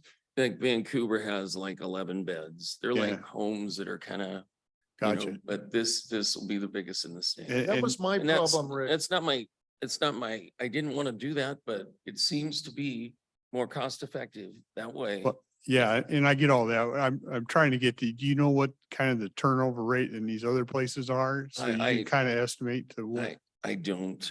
Yeah. to be, trying to Yeah. get more to Commissioner Mortensen's answer and how many kids are going to run through this thing. Well, yeah, I guess a couple hundred a year is my estimate. And they gotta save up money. They're gonna have to work for a living. So we're gonna have to put them to work. We have the on-ramp for that with the restaurant and Mackins, and we can have people from the community do trainings on, Yeah. construction, et cetera, whatever. Well, I know you have expectations of people you help, you always have had through community house. Mhm. And so I'm not questioning that. Just so I'm clear on all the numbers and I don't even know where we stand on dock fees, Yeah, so because I think we did some kind of a award for something here. we did the two larger awards for the affordable housing projects with Campus Towers and with Housing Opportunities. We've started processing invoices for those, so that's exciting. We are in the process of updating our what we anticipate for our revenue this year, because it is a little bit down from last year, and Longview's starting, has their allocation now that's going directly to them. We started the year with about 3.8 million in the bank, and we anticipate spending about just under 1.5 million this year. So that would leave us with a little over 2 million. That Mhm. 1.5 goes to where? Goes to, we have different contracts in place. The larger housing, affordable housing contracts that I just mentioned with Hoswa and Campus Towers. So that's 752,000 and another 292,000. And then we have some smaller contracts with our coordinated entry. It includes providers. the Housewa and the Campus Towers. Yes. Yes. So we have a little over 2 million. That doesn't factor in what our 2023 revenue is. Like I mentioned, we're kind of working through that right now and looking at kind of anticipating what that will be for the year. So that's, It a had a very rough drastic estimate. drop, it did have a drop a and. drastic drop. And yeah, and so, and we know the last year, 2022, the revenue was just under 1 million.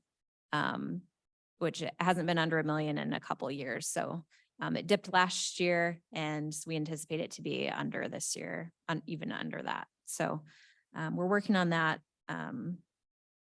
But really rough estimate, about 2 million sort of in reserves that we have. Is this behavioral health tax or doc recording fees? Document recording fees. Okay. So this isn't a part of the behavioral health tax at all? No. Okay.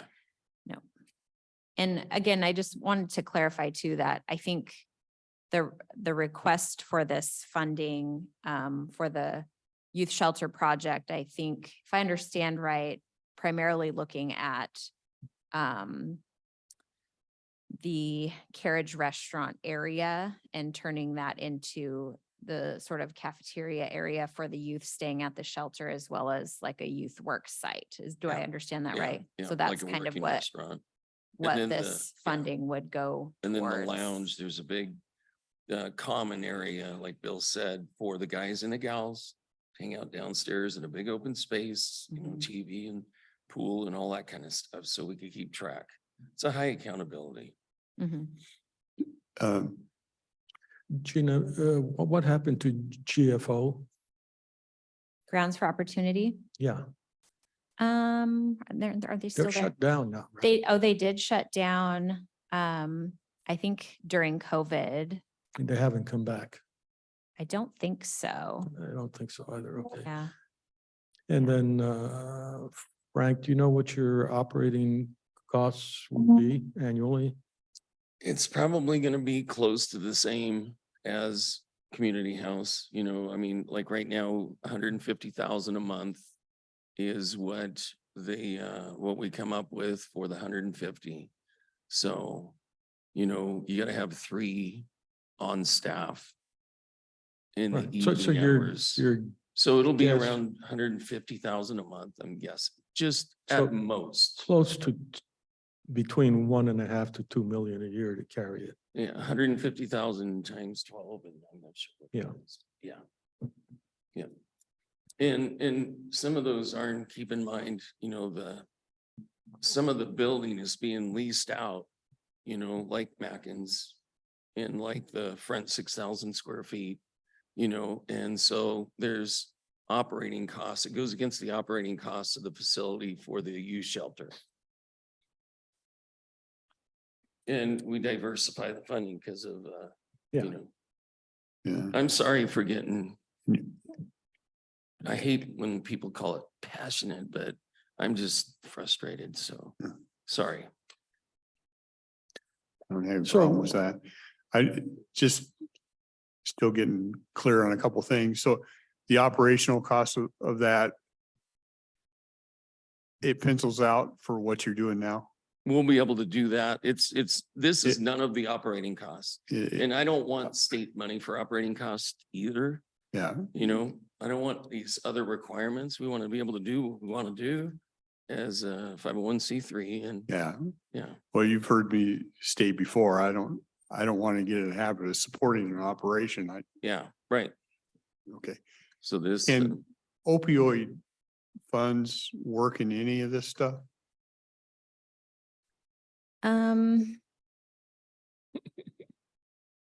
It's a good question. If it were a treatment facility, I'm not sure where that flexibility is. I think Yeah, there would have to be some demonstration that these youth have a substance issue or something like that, but we could get some more opinion on that.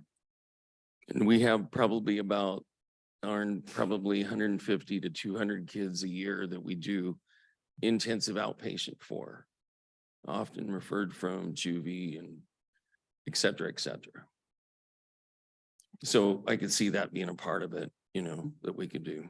Mhm. Okay, and I apologize, I have to sneak out, but I'll catch up on the rest of the meeting. yeah, yeah. Thanks, Gene.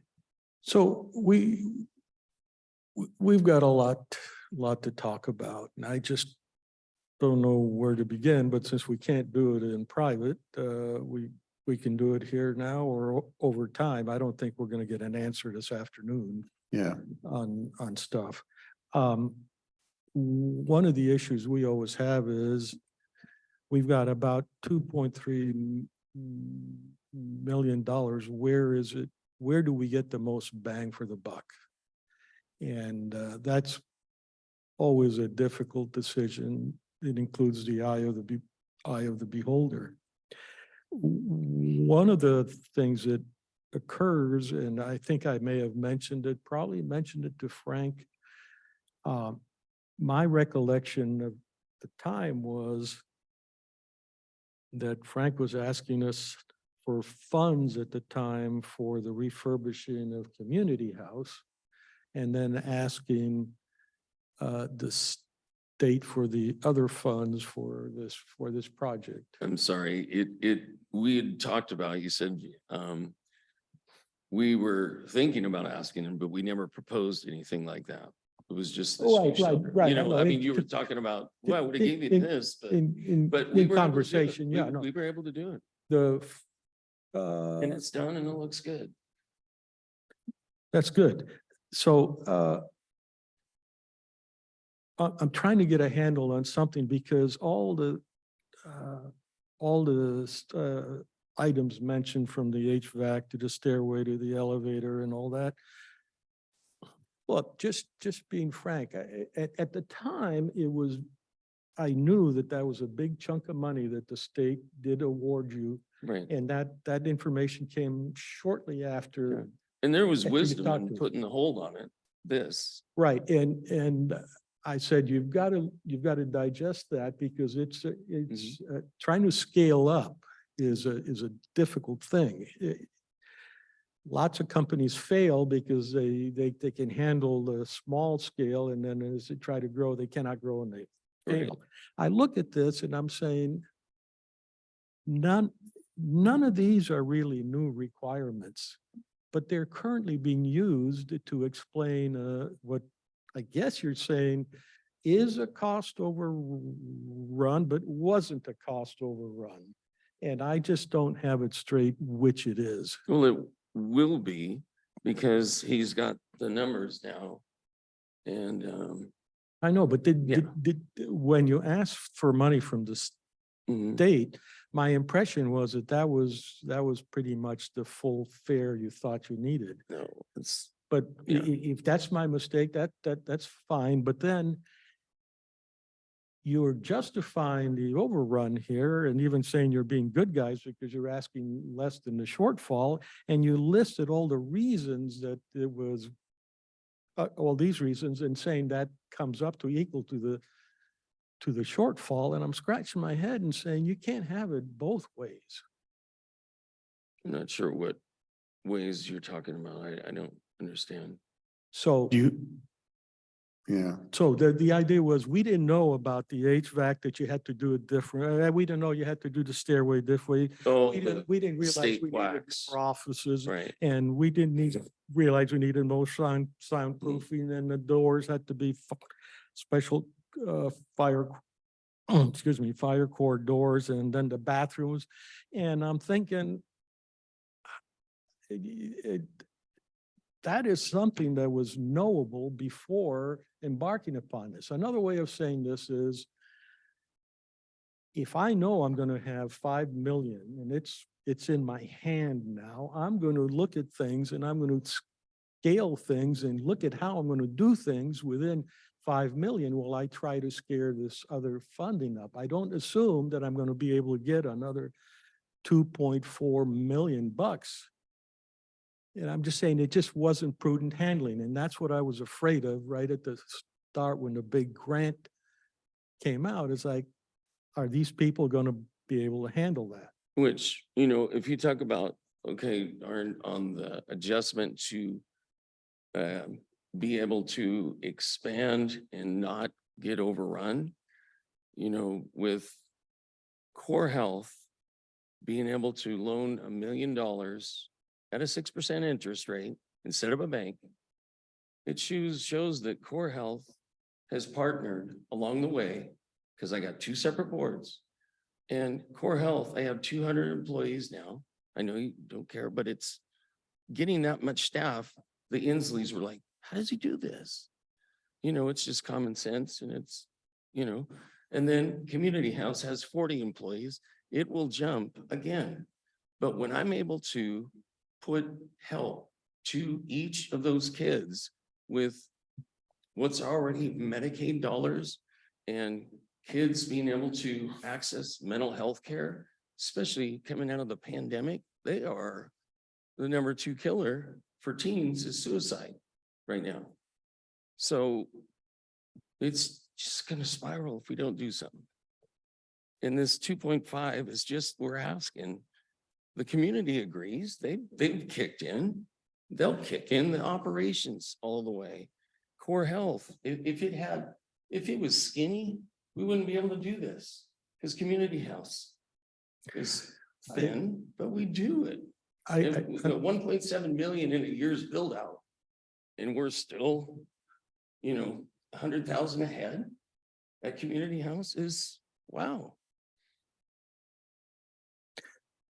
To me, Rick, this is very much like everything we get presented to us about all the welfare payments we make, all the taxpayer funding, everything we're talking about here comes out of the taxpayer's pocket.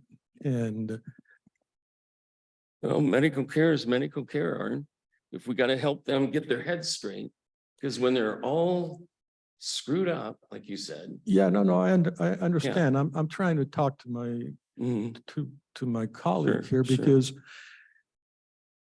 everything is always explainable by, if you don't do it, the world falls apart. If you don't do it, and I'm suggesting that we are part of the problem when we make excuses for people's behavior. Now, that's an argument I've made about drug court. It's a little more tenuous here, but we're between a rock and a hard spot. Because kids are different in that, in many ways, they're the victims of the circumstance around the world and here. And if I had confidence that in society we would fix this, it'd be worth a lot of money. But I have no confidence because I have watched this always, it just more money will solve the problem. More money will solve the problem. ACEs, well, that adverse childhood experiences and so forth. We are drowned with this, yet the more money we spend, the bigger the problem is. Because they're not doing the gaps and the holes. In the drug court, the gap is housing. Well, I know exactly, and I once had a discussion with someone about the war on poverty, which you look at the numbers, and on average, the federal government, just the federal government, has spent on a fictitious family of four composite $227,000 a year since the inception of LBJ's Great Society. $227,000 is a lot of money, but the poverty level has just grown. We just got to face the numbers. We're doing something wrong. Mhm. That's why we're Well, doing this. Yeah, I'm not going to argue with you that this type of stuff,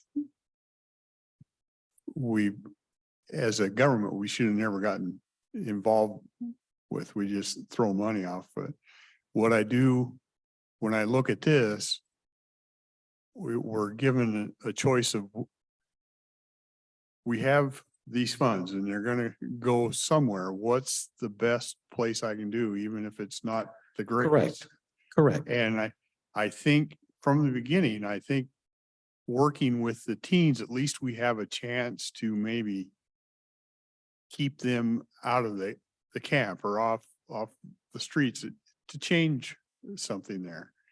And the past history has shown me that at least Community House has expectations as they move along. It's not a freebie. Community House is the best show in town. I Yeah, agree. yeah. And so if I'm going to have to disperse this money, it's got to be someplace that's at least more efficient than other options, even though I don't. If I could disperse it back to the taxpayer, I would, you know that. I do now. Yeah, Right. and I can't do that. No, and so what we can do is try and figure out what is the best we can do for society as we look at the full picture. And that's what I'm looking at in Calais County and I think this is a stronger argument than some of them I have heard. Oh, I go apoplectic over Lower Columbia cap and the money we spend there. Yeah, That 6 million or close to 9 million that we did for utility and rent assistance. If I could have, I would have signed that check over to him right then and there. yeah, And I would have said, I'm good with that. yeah. Because that one was really harming. Now, the thing where Frank and I disagree here a little bit is that we are behind the 8 ball on this. We're living in a society now that is a little bit like addicted to the government having to fix all the problems. And at some point, I'm saying you gotta go cold turkey. Is this the one? Is this the program? We have no choice. We've got 2.3 million we have to do something with. I think about the Habitat for Humanity presentation, and that made a lot of sense. Yeah. Um, Yeah. Well, we do, 50 to 75%. Way I say 50% individuals, 75% families that exit into stable housing because they've broken addiction and they're stable mentally. We're in the hundreds. We're not in the tens. The hundreds every year. Hundreds of people recovering, not tens or fives or 20s. I'm not putting down others, but I'm just saying this is quantitative.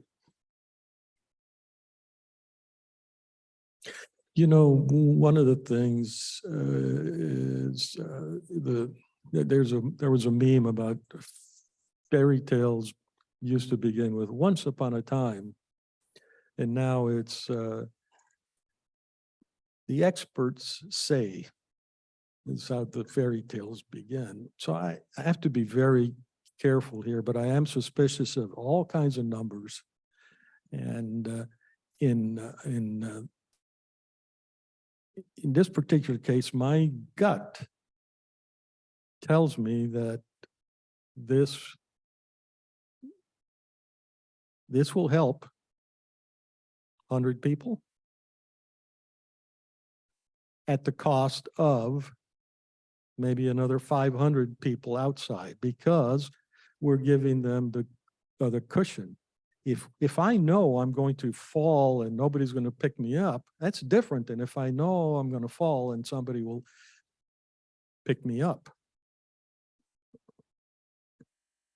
We have no certainty what these kids are done. We're told time and time again, the formative years are already over with by the time they're 15. Well, we've got living examples of moms prostituting their daughters down at Ilane at 15 years old or 14 years old. We've helped those people. We gotta, addiction derails people's brains, and it's gonna be a worse problem with the border. And so I think we need to front load. And this 2.5 now, divided over the next 40 years, times the kids that we help each year, like 100, that's 4,000, which you're not even adding in how many kids would get pregnant if they didn't have boundaries. Yeah, those are all good words. And I'm just saying, I don't see the data. You gotta be in the fire. And we're in the fire. My clinicians, 135 out of the 200 employees, are seeing the clients. They're extracting them out of environments. I want no more to do with drugs. Go to my house, take them, and let's throw them away. And I got 10,000 Xanax and 2 little bales of marijuana I discard at the police station. We're heading stuff off because people are enabling, and we're going to put them to work. It's good words, but we wouldn't be successful if we didn't hold to what we do and what we say. Yeah, I'll go back to that 227,000 a year. Clearly, the recipients weren't the family of 4. Along the way, just about everybody, the clinicians, the welfare workers and so forth, the case workers, as was discussed earlier, they're making a living off this. Well, they're paying taxes too. Oh, come on.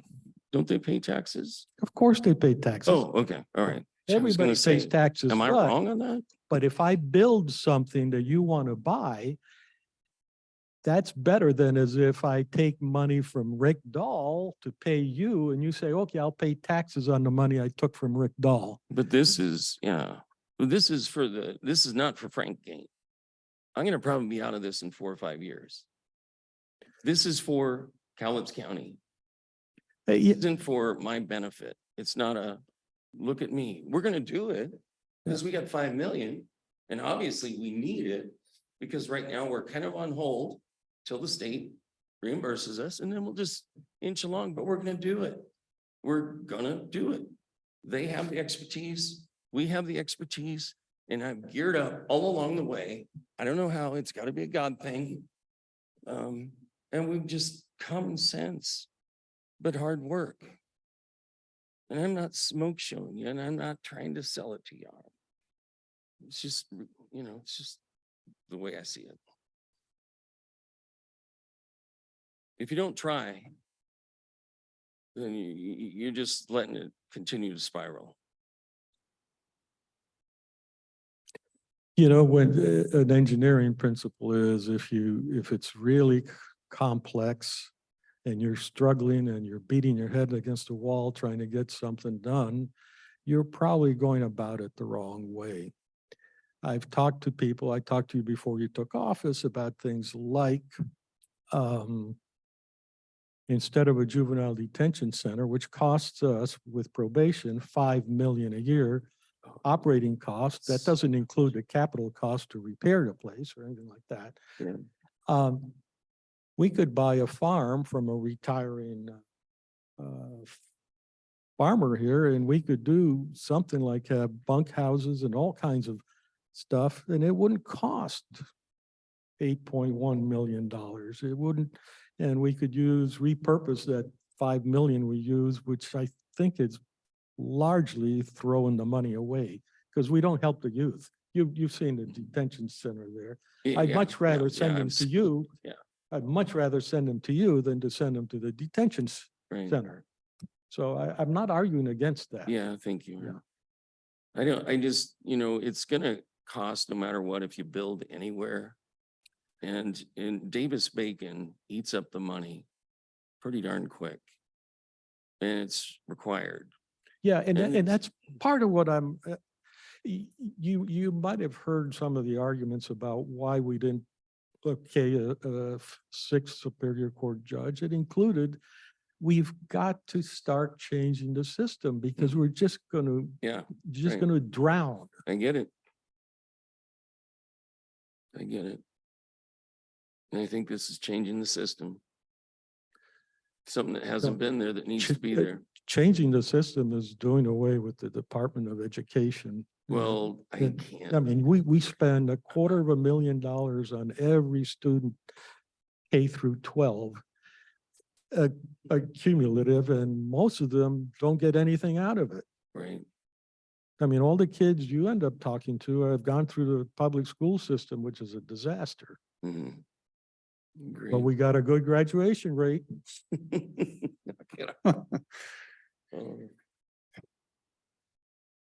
I don't even know where to go. You know, what we're talking about here is a lot of global problems that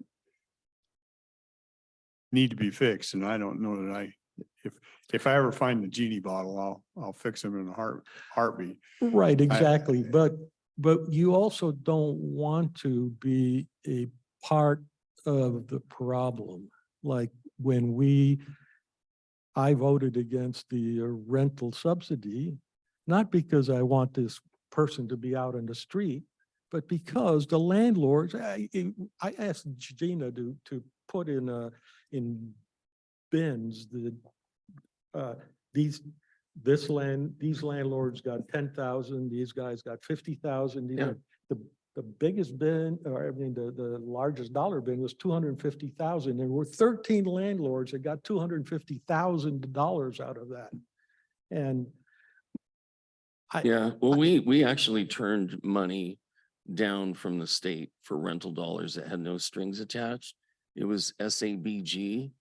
And I told staff, no more, we're not doing that. It's a housing first strategy. oh, And they yeah, were wanting to exactly. pump money into it and give and give.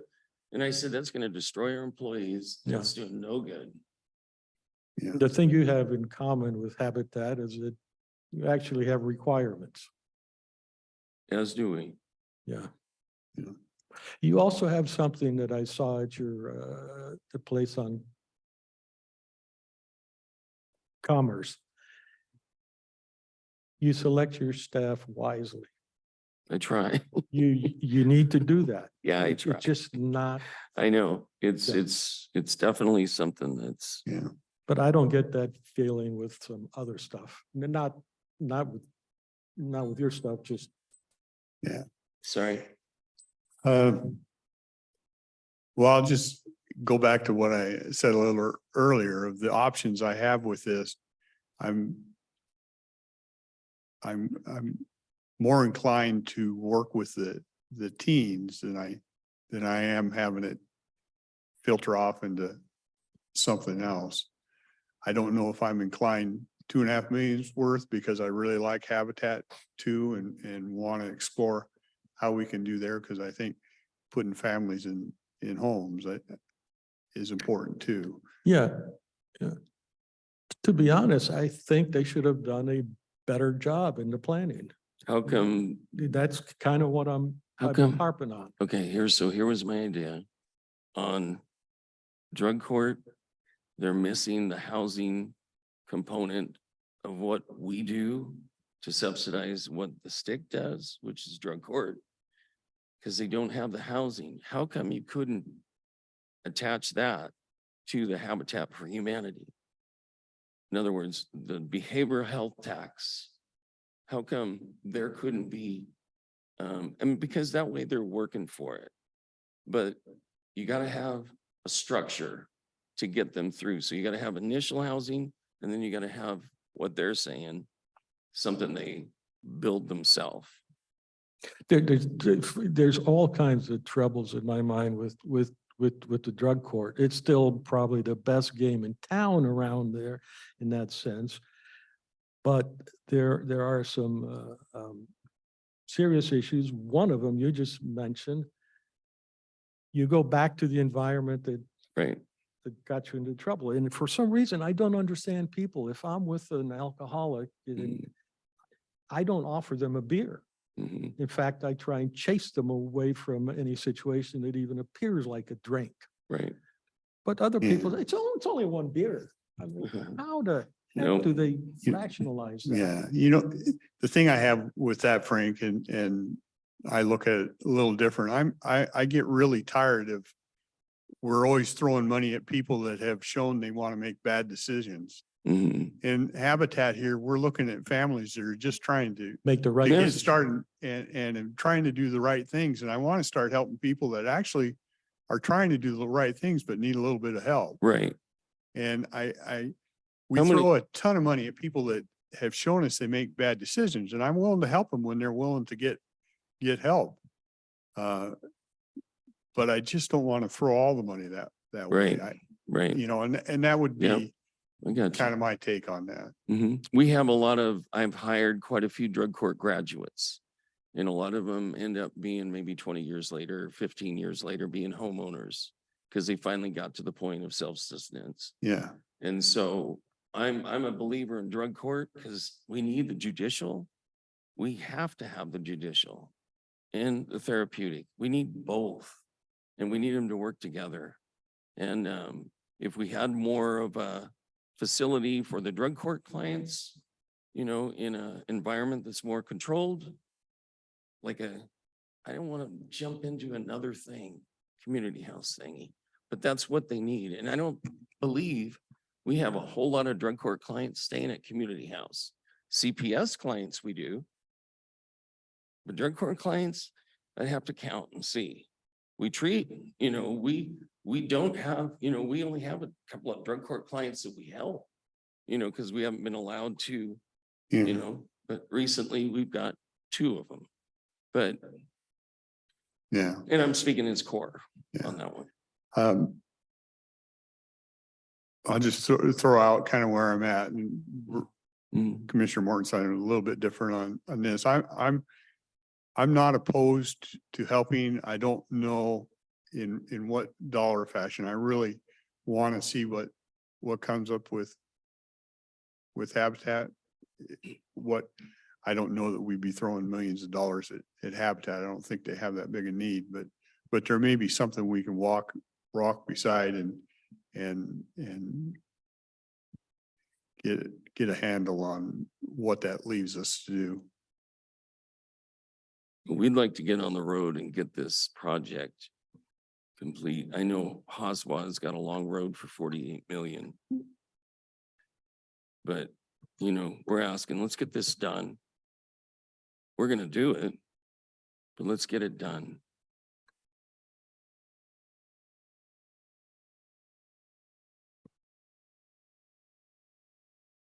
We've proven it. Yeah. We have. So.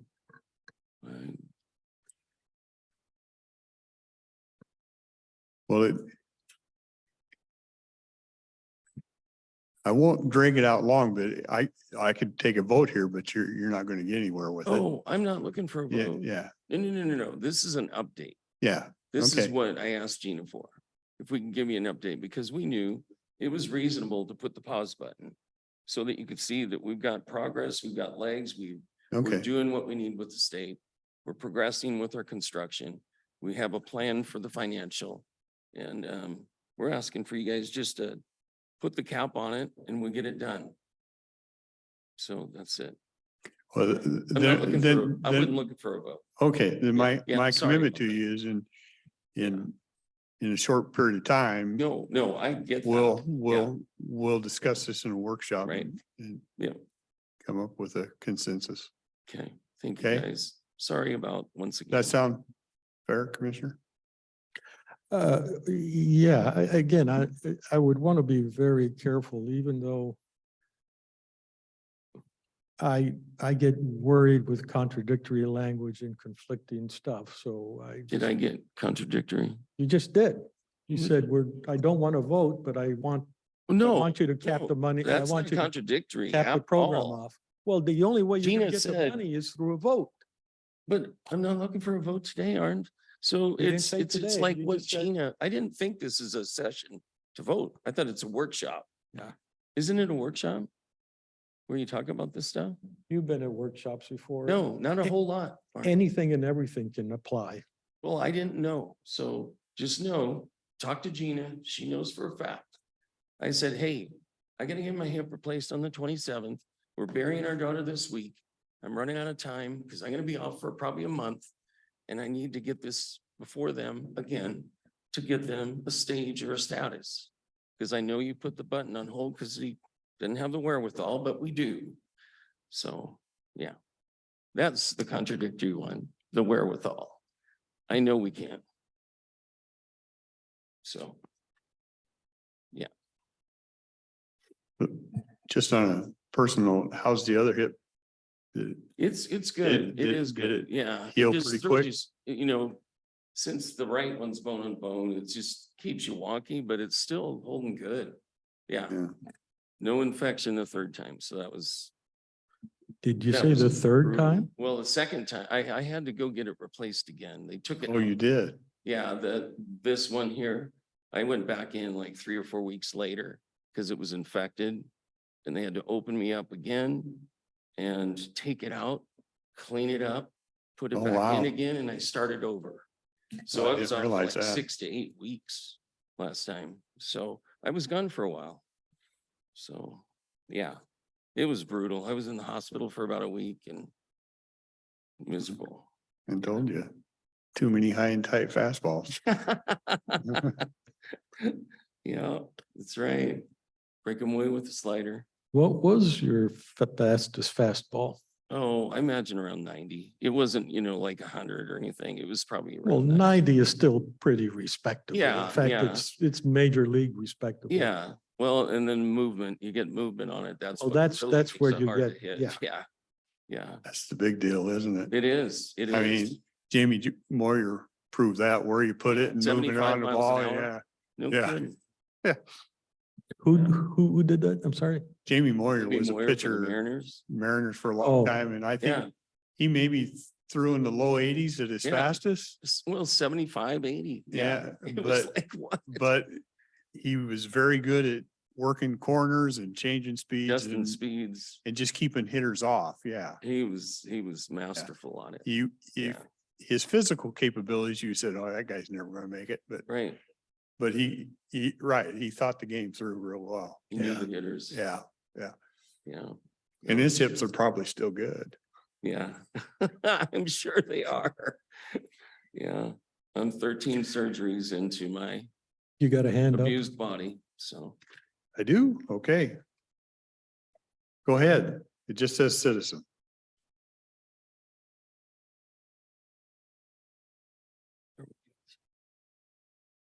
Oop. Jumped off. They jumped off. Hmm. Are we done, guys? Yeah. Right. Yeah, yeah. Thank you.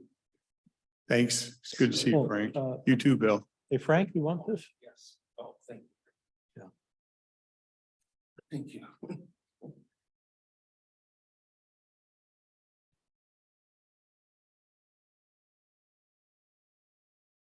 Well, I don't know. I'll be making public facilities district meeting today. I beg your pardon? I don't look like I'll be making the public facilities district meeting today. Oh, is that at 3 o'clock? Yeah. Yeah. So these kinds of things I really don't like. I'm convinced that we're shooting each other in the foot all the time.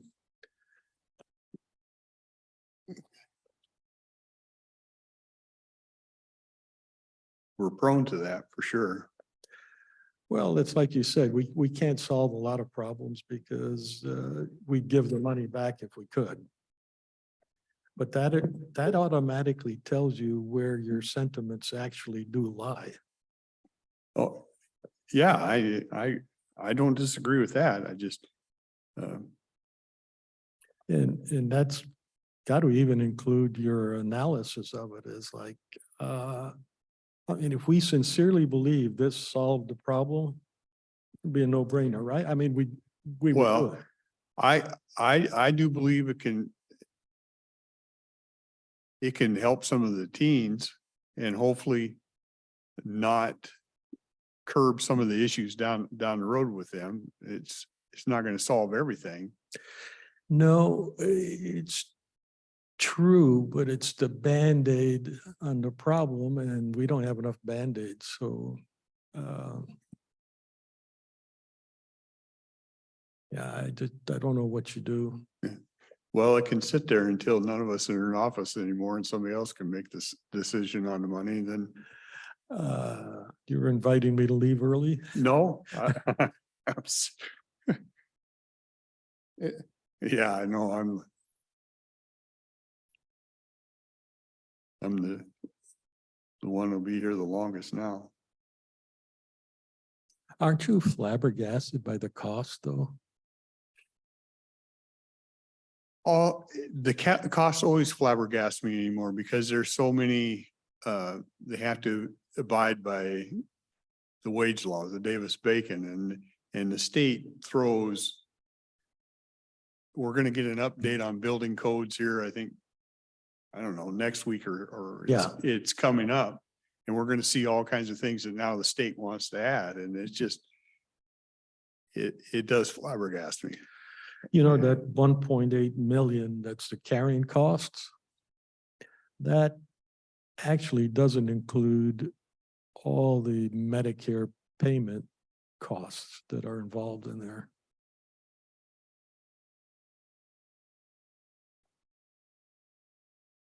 And it's always strange that Core Health and Community House on Broadway, Frank's on the board of both. They're both his children, and one is donating to the other. And I'm like scratching my head and saying, I can't get my head around that too well.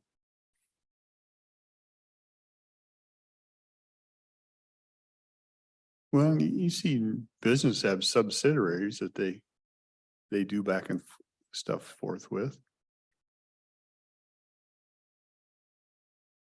Yeah, Credit unions could have through a function. And what they call them, they had a name for them. Like you could right, have an insurance company or something and you would, right, they would spin off an escrow yeah, company. yeah. Yeah,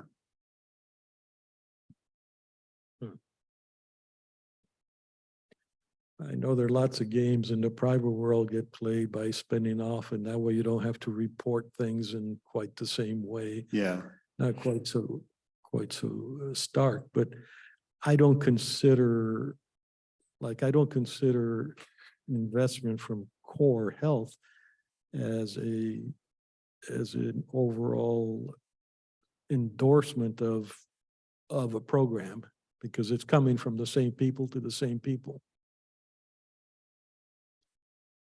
yeah. It's, I looked at the numbers for Chubb several years ago, and at least half of their funding came from public, just the general private citizens, sending them bucks, but I bet that's terribly skewed now. yeah. It has to be, and I kind of commend Habitat because it has to be, they have a core principle. And you know as well as I do, if they took government money, they couldn't maintain that principle. Yeah, that's Because another. because they'd be told what they're going to do, and they've taken the tack that they're going to self-fund. She said they self-fund these houses, and that's one of the limitations on how many they can build, Yeah, and then, but it gives them control over how they do it. well, it gives them super efficiency. They can build without having to pay Davis-Bacon Right. kind of things. And it may be that we cannot help Habitat for Humanity because we would be hurting them. And that was one of my comments. I don't want to be the point. I'm not here to tell you how to do your business. If I can walk alongside and you do what you do, and we just provide some help. I took that as a more personal comment. You're just saying in general, if the government gets involved with Yeah, you, we they'll don't, tell you how to do things, and that's not good. I don't want to Yeah, put any of that on them at all.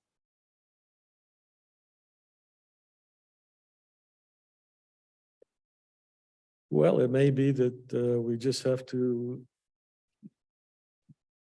gulp and swallow the exorbitant expense there and the Well, inefficiency of it. We should have another discussion on it because Well, I'm after- not sold that I want to take the whole expense. Well, that was the other question I was going to ask, and I decided that there'll be time to ask, which is what recourse do they have? I mean, he outlined things. Well, we can build it without HVAC. No, you can't. We can build it without the stairway. No, you can't. You can build it without the elevator. Possibly, but you'd be an ADA violation.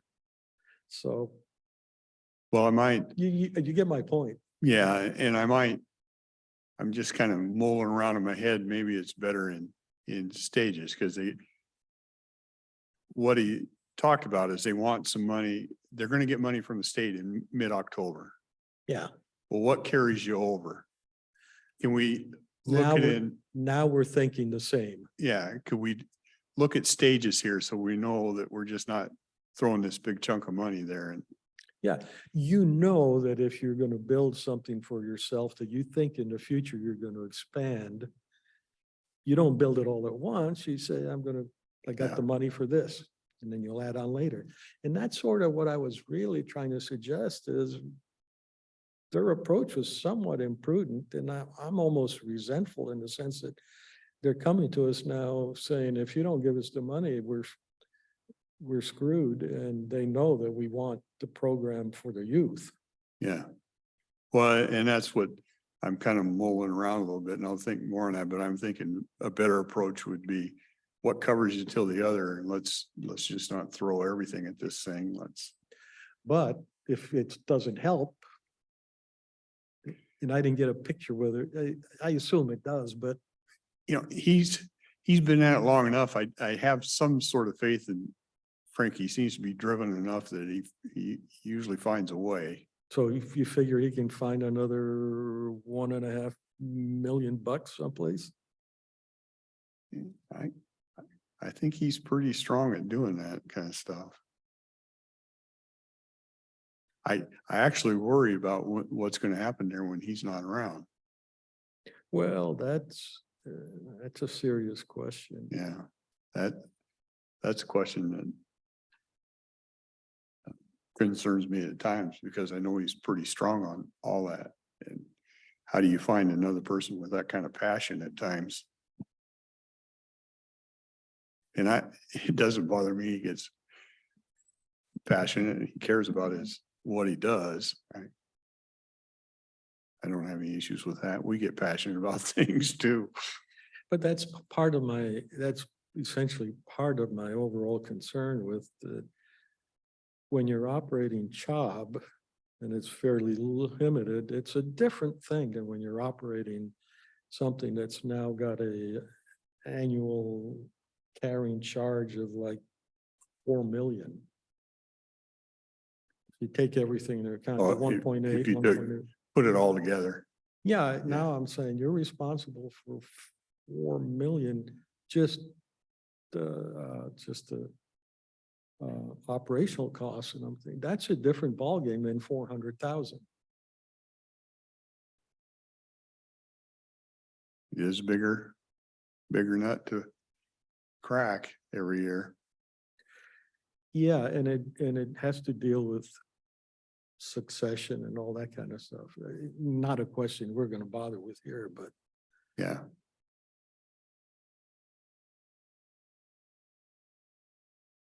Well, was there anything else on the agenda? nope. Those are the items today. Can we do an executive session? Yeah, Let's do a 5-minute one on the performance of a public employee. okay. We can do that.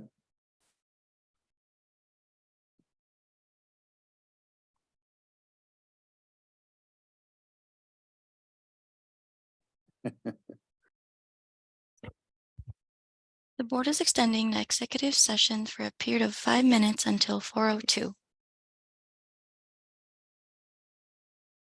Hi, the board is extending the executive session for a period of 5 minutes until 4:07 PM. Okay, back from executive session, no decisions were made. I think we're done We're for the good. day. Okay, we will adjourn. Thank you.